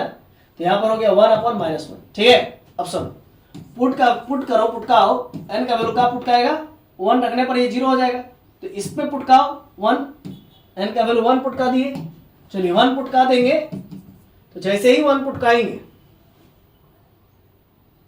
हाँ तो जैसे ही 1 पुट काएंगे, तो इस पे तो नहीं पुट काएंगे, इस पे पुट काएंगे, तो इस पे पुट काएंगे तो n का वैल्यू यानी ओनली 1 है, तो ये क्या आ जाएगा 1/1 यानी कि 1/1 प्लस, ठीक है। तो कुल मिला के हम लिख सकते हैं -1/n प्लस 1/n-1।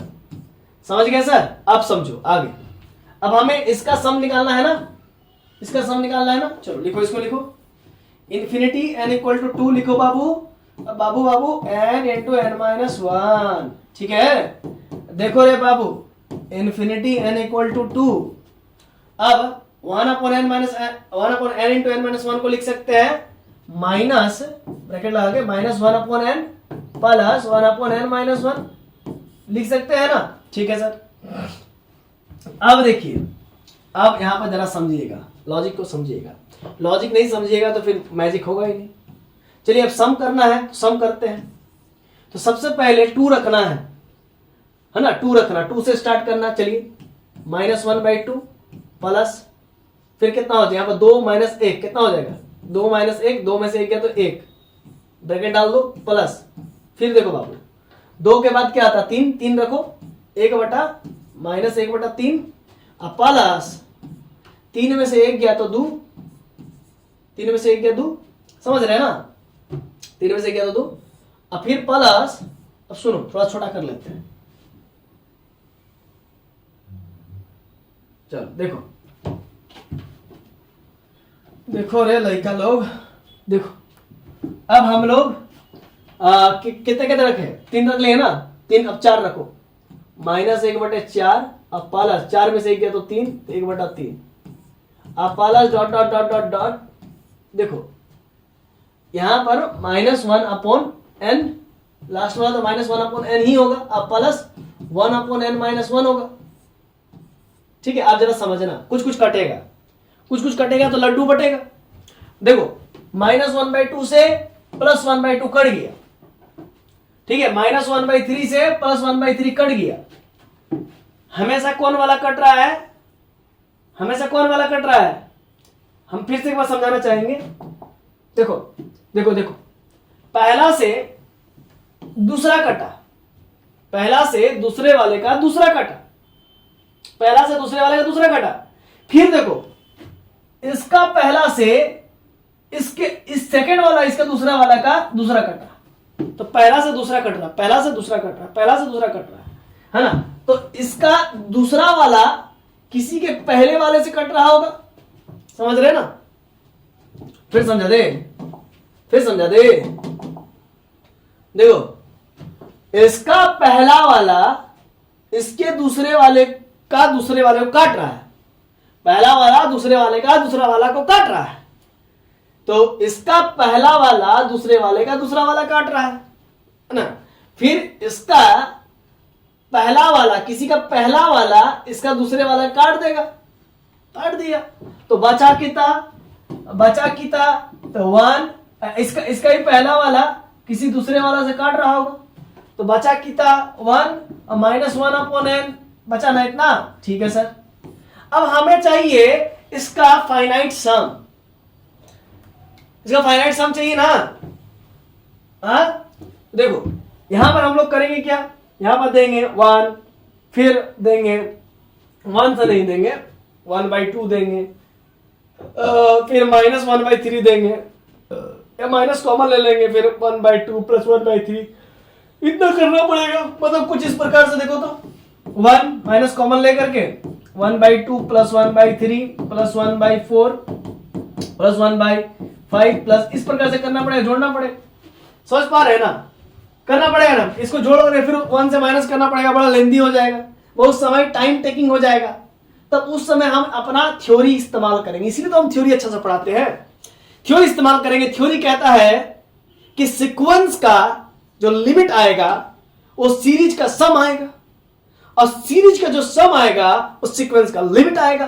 तो सीरीज का सम करना है तो सीरीज का सम यहां पर आके रुका, अब यहां पर हम लिमिट का कॉन्सेप्ट लगा देंगे, यानी कि सीक्वेंस का कॉन्सेप्ट लगा देंगे। यो क्या मैंने बोला, अगर देखो ये सीरीज था तो सीरीज में हम लोग क्या करेंगे, सीक्वेंस का कॉन्सेप्ट लगा देंगे, क्योंकि सीक्वेंस का जो लिमिट आता है वो सीरीज का सम होता है। और सीक्वेंस का लिमिट कैसे आता है, तो n टेंड्स टू इन्फिनिटी, उसके जनरल टर्म में n को इन्फिनिटी मार के चेक कर लेते हैं कि सीक्वेंस कहां पर कन्वर्ज करता है, उसका लिमिट क्या होगा। तो सीक्वेंस का देखिए ये तो सीरीज का जनरल टर्म आया, ठीक है। अब इसको सीक्वेंस बना दो, यहीं पर सीक्वेंस बना दो। तो सीक्वेंस बनाने के लिए क्या करते हैं, n टेंड्स टू इन्फिनिटी लगा देंगे, ठीक है, बस सीक्वेंस बन जाएगा। और वहां से हमको लिमिट का वैल्यू निकल जाएगा, और जो लिमिट का वैल्यू आएगा वही सीरीज का सम होता है। तो n टेंस टू इन्फिनिटी मार दो। जैसे मार दिए तो 1 माइनस 1 बाई इन्फिनिटी कितना होता है? 1 बाई इन्फिनिटी, हालांकि रख नहीं सकते हैं, ठीक है चलो ठीक है मत रखो हटाओ, ठीक है। टेंस टू, अगर n टेंस टू इन्फिनिटी करेगा तो 1 बाई इन्फिनिटी तो जीरो ही होगा, तो ले दे के 1 ही बचेगा, 1 को टेंस करेगा, समझ गया ना। तो कुल मिलाकर के हम लोग को पता चल गया इस सीक्वेंस का लिमिट 1 है, और जो सीक्वेंस का लिमिट होता है वही सीरीज का सम होता है। तो खत्म बात, नो बकवास। तो आंसर हो गया infinity n equal to 2 1 upon n into n minus 1, है ना, इक्वल टू 1 हो गया, आंसर आ गया 1। आंसर क्या आ गया? 1। समझ गए? कितना आसान था ना आसान। तो ऐसे ही करके एग्जाम में क्वेश्चन आपको पूछेगा। ये तो रहा भाई जैम का क्वेश्चंस, कैसे कैसे पूछता है। अब यहां वाला क्वेश्चन को आप कैसे बनाइएगा, यहां वाला क्वेश्चन को कैसे बनाइएगा? तो यहां पर जस्ट वैसे वैल्यू पुट कर करके आपको आगे बढ़ना है, और यहां पर तो कुछ वैल्यू दिया भी नहीं कि n का वैल्यू कहां से कहां तक लेना है। तो अगर आप 1 रखेंगे तो इसको डिस्टर्ब होगा बाबा, हम तो 1 से तो आप स्टार्ट कर नहीं सकते, जैसे वहां पर 2 से स्टार्ट किया था। तो अगर 2 रखेंगे तो किसको डिस्टर्ब होगा? किसी को डिस्टर्ब होगा? अरे तुमको डिस्टर्ब होगा? नहीं, इसको डिस्टर्ब नहीं होगा। तुमको डिस्टर्ब होगा? नहीं होगा। तुमको डिस्टर्ब होगा बाबू? नहीं होगा। तुमको डिस्टर्ब 2 रखने से डिस्टर्ब होगा? नहीं। 1 रखने पर डिस्टर्ब होगा? हाँ डिस्टर्ब होगा, बोल रहा है। देखो 1 रखने पर हम 0 ना हो जाएगा। अब देखो तुम 1 रखेंगे तुम डिस्टर्ब होगा? नहीं होगा। हाँ, तुम 1 रखने पर डिस्टर्ब होगा? नहीं होगा। तुम रखने पर डिस्टर्ब नहीं होगा। लेकिन यहां पर 1 रख देंगे तो ये डिस्टर्ब हो जाएगा, यहां पर 1 रख देंगे तो ये डिस्टर्ब हो जाएगा, नीचे 0 हो जाएगा, दिक्कत हो जाएगी। इसीलिए हम यहाँ पर 2 रखेंगे, तो 2 से दिक्कत नहीं है। तो 2 से काम करेंगे तो n का वैल्यू 2 से जोड़ देंगे, n का वैल्यू 2 से जोड़ देंगे, n का वैल्यू 2 से लेकर के कहां तक जोड़ेंगे? इन्फिनिटी तक जोड़ देंगे। अब चेक कर लेंगे कुछ ही आ रहा है ना। अब सब टर्म में हम रख करके 4 बार रखेंगे, फिर 4 बार रखेंगे, फिर 4 बार रखेंगे, फिर 4 बार रखेंगे। देख रहे हैं कितना समय लग रहा है। क्या मैंने बोला कि 4 बार रख करके 4 बार n का वैल्यू 2 2 2 2 रख दिए, फिर 3 3 3 3 मान लीजिए पहला टर्म बनेगा। पहिलका टर्म में हमारा ये देखिए ये 4 गो टर्म आ जाएगा, घुस जाएगा समेट करके, फिर प्लस करके फिर 4 गो टर्म घुसेगा, फिर प्लस करके फिर 4 गो टर्म घुसेगा, dot dot dot dot dot dot dot dot dot dot dot, यहां तक गया लास्ट में, फिर ए लिख देंगे। अब कुछ ना कुछ कटेगा, कटने के बाद फिर हम लोग को पता चल जाएगी कुछ ही बचा, और जनरल टर्म को खोज करके उसमें n टेंस टू इन्फिनिटी घुसेड़ देंगे और फिर आ जाएगा, आंसर आ जाएगा। ठीक है, समझ में आ रहा कि नहीं आ रहा?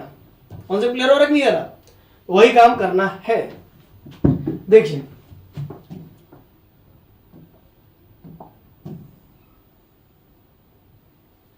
इस प्रकार से क्वेश्चन बनता है, इसी प्रकार से क्वेश्चन बनता है। तो आई होप आपको इसको समझ में आ गया होगा। नहीं आएगा तो फिर वही व्हाट्सएप कीजिएगा हमको, है ना। नंबर तो आप लोग को मालूम है, अबाउट सेक्शन में तो मिलवे करता है, फिर बता देंगे और क्या, है ना। बहुत समय लग जाएगा, बना लीजिएगा। चलिए अब नेक्स्ट हम लोग टॉपिक स्टार्ट कर रहे हैं। हाँ, कुछ बेसिक प्रॉपर्टी लिखवा देते हैं। अच्छा यहाँ पर थोड़ा सा आप लिख लीजिएगा ताकि आप भूले नहीं। अरे यार, नोट करके लिख लीजिएगा। सीरीज का सम जो है, जो होता है वो सीक्वेंस का लिमिट होता है, सीक्वेंस का लिमिट होता है। सीरीज का जो सम होता है ना, सम जो होता है वो सीक्वेंस का लिमिट होता है। तभी तो हम लोग कॉन्सेप्ट लगा के निकाले झट दिवल। चलिए अब आइए आगे बढ़ते हैं। देखो बेसिक प्रॉपर्टीज पर बात करेंगे। देखो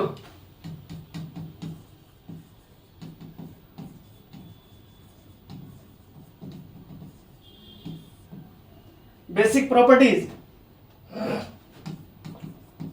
here Sn and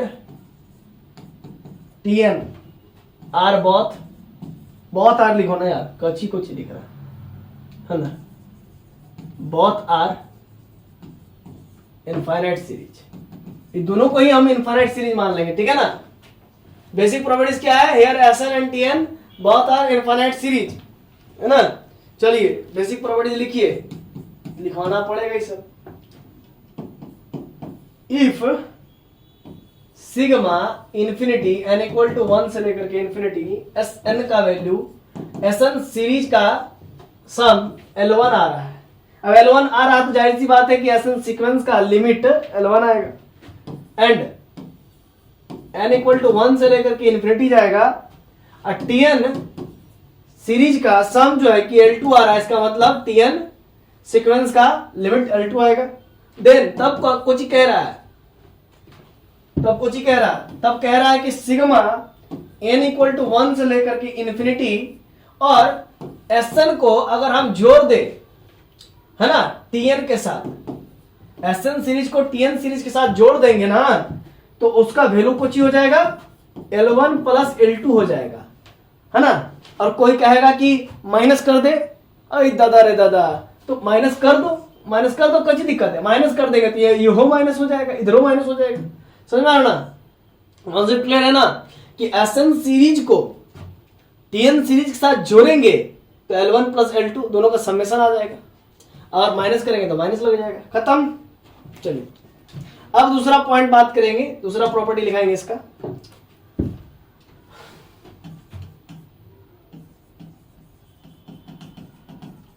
addition slash removal of a finite number of terms of a series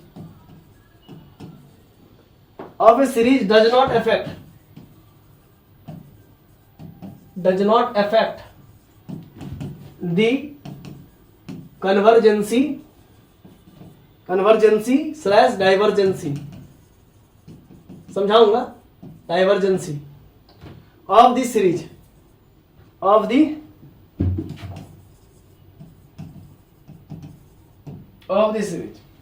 कहने का मतलब यह है कि कोई सीरीज है, मान लीजिए S1 plus S2 plus S3 plus S4 plus S5 plus S6, ये सीरीज हम कह रहे हैं कि कन्वर्जेंट है ना। हम कह रहे हैं कि एडिशन और removal of a finite number of a terms of a series does not affect the convergency slash divergency series. तो हम कह रहे हैं कि ये सीरीज मेरा कन्वर्जेंट सीरीज है। अगर ये सीरीज कन्वर्जेंट है ना बाबू, ये सीरीज अगर कन्वर्जेंट है मतलब इसका कोई ना कोई फाइनाइट सम आ रहा होगा, कुछ ना कुछ, ठीक है ना। तो अगर ये सीरीज कन्वर्जेंट है बाबू, ठीक है, अगर ये सीरीज कन्वर्जेंट है तब कहता है कि इससे कोई टर्म को रिमूव कर दो, मान लो पहला टर्म को 6 टर्म को रिमूव कर दी और फिर इसको जोड़ेंगे तो भी कोई फाइनाइट सम ही आएगा, यानी कि तो भी ये कन्वर्जेंट ही रहेगा। मान लीजिए S6 टर्म तक ये सीरीज कन्वर्जेंट था, तो उसमें से अगर हम फाइनाइट नंबर ऑफ टर्म्स को सीरीज से रिमूव कर दे या सीरीज में जोड़ दे तो भी वो सीरीज क्या होगा बोलो तो भाई, कन्वर्जेंट ही होगा। अगर डाइवर्जेंट था पहले से तो डाइवर्जेंट ही रहेगा। अगर ये सीरीज पहले से कन्वर्जेंट है बाबू, ये सीरीज पहले से अगर कन्वर्जेंट है और इसमें से हम फाइनाइट नंबर ऑफ 2 3 4 5 कितना भी टर्म्स, अगर फाइनाइट नंबर ऑफ टर्म्स को अगर डिलीट कर दे, रिमूव कर दे, तो भी ये अब जो सीरीज बचेगा वो सीरीज अब भी कन्वर्जेंट होगा, क्योंकि इसका ओरिजिनल सीरीज कन्वर्जेंट था। तो इसमें से फाइनाइट नंबर ऑफ टर्म्स को डिलीट कर दे तो भी ये कन्वर्जेंट ही रहेगा। या फिर अगर ये मान लीजिए S6 तक अब कभी कन्वर्जेंट है, और अगर इसमें हम फाइनाइट नंबर ऑफ टर्म्स जोड़ दे, मान लीजिए 3 टर्म्स मैंने एक्स्ट्रा जोड़ दिया तो एडिशन कर दिया, तो भी मेरा सीरीज क्या हो जाएगा, सीरीज जो है कि कन्वर्जेंट ही रहेगा। अगर ये कन्वर्जेंट है तो ये सीरीज मेरा कन्वर्जेंट ही रहेगा, टोटल बनने के बाद, तो टोटल सीरीज कन्वर्जेंट ही रहेगा। और यदि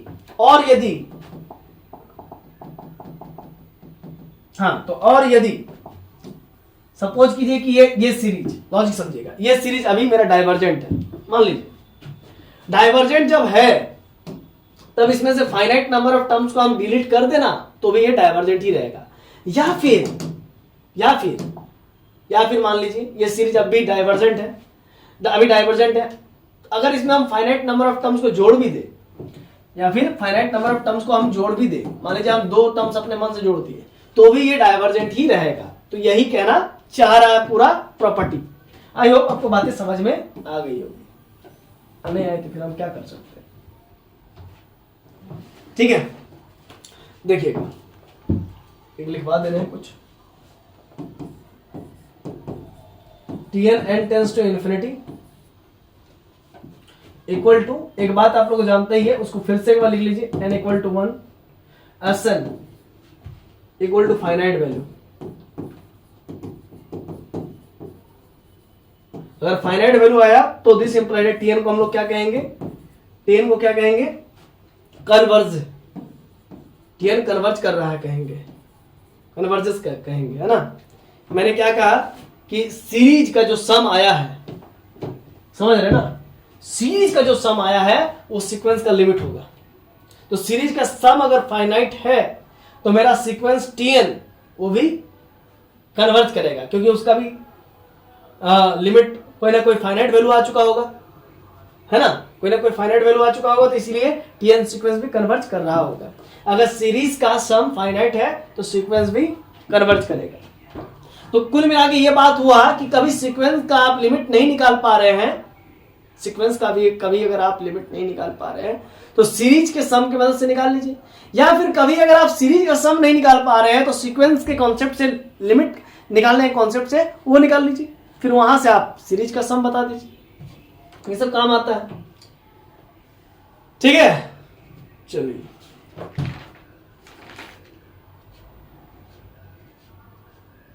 हाँ, लेकिन एक बात याद रखिएगा कि आप टर्म्स को जोड़ेंगे या घटाएंगे तो फाइनाइट नंबर ऑफ टर्म्स जोड़ेंगे या घटाएंगे, ऐसा नहीं कि आप इनफिनाइट नंबर ऑफ टर्म्स जोड़ेंगे घटाएंगे, तब दिक्कत हो जाएगा। नोट में कर लीजिएगा, लिख लीजिएगा, but in this case above terms which add slash remove must be finite. मतलब आप जितने भी टर्म्स को जोड़ना चाहेंगे या घटाना चाहेंगे वो टर्म्स जो होना चाहिए फाइनाइट नंबर ऑफ टर्म्स होना चाहिए। आई होप आपको बातें समझ में आ गई होगी। अब हम लोग आपसे मुलाकात करेंगे नेक्स्ट लेक्चर यानी क्लास 2 में हम लोग मुलाकात करेंगे आपसे, जिसमें हम आपको पढ़ाएंगे necessary criteria of SOPT comparison test. मतलब सीरीज कब कन्वर्ज करेगा उसका नेसेसरी क्राइटेरिया क्या है वो पढ़ाएंगे। ठीक है ना। आई होप आपको अभी तक बहुत मजा आया होगा। मिलते हैं नेक्स्ट वीडियो लेक्चर में, तब तक के लिए आप लोग खुश रहिए, आबाद रहिए, पढ़ते रहिए। धन्यवाद। जोहार।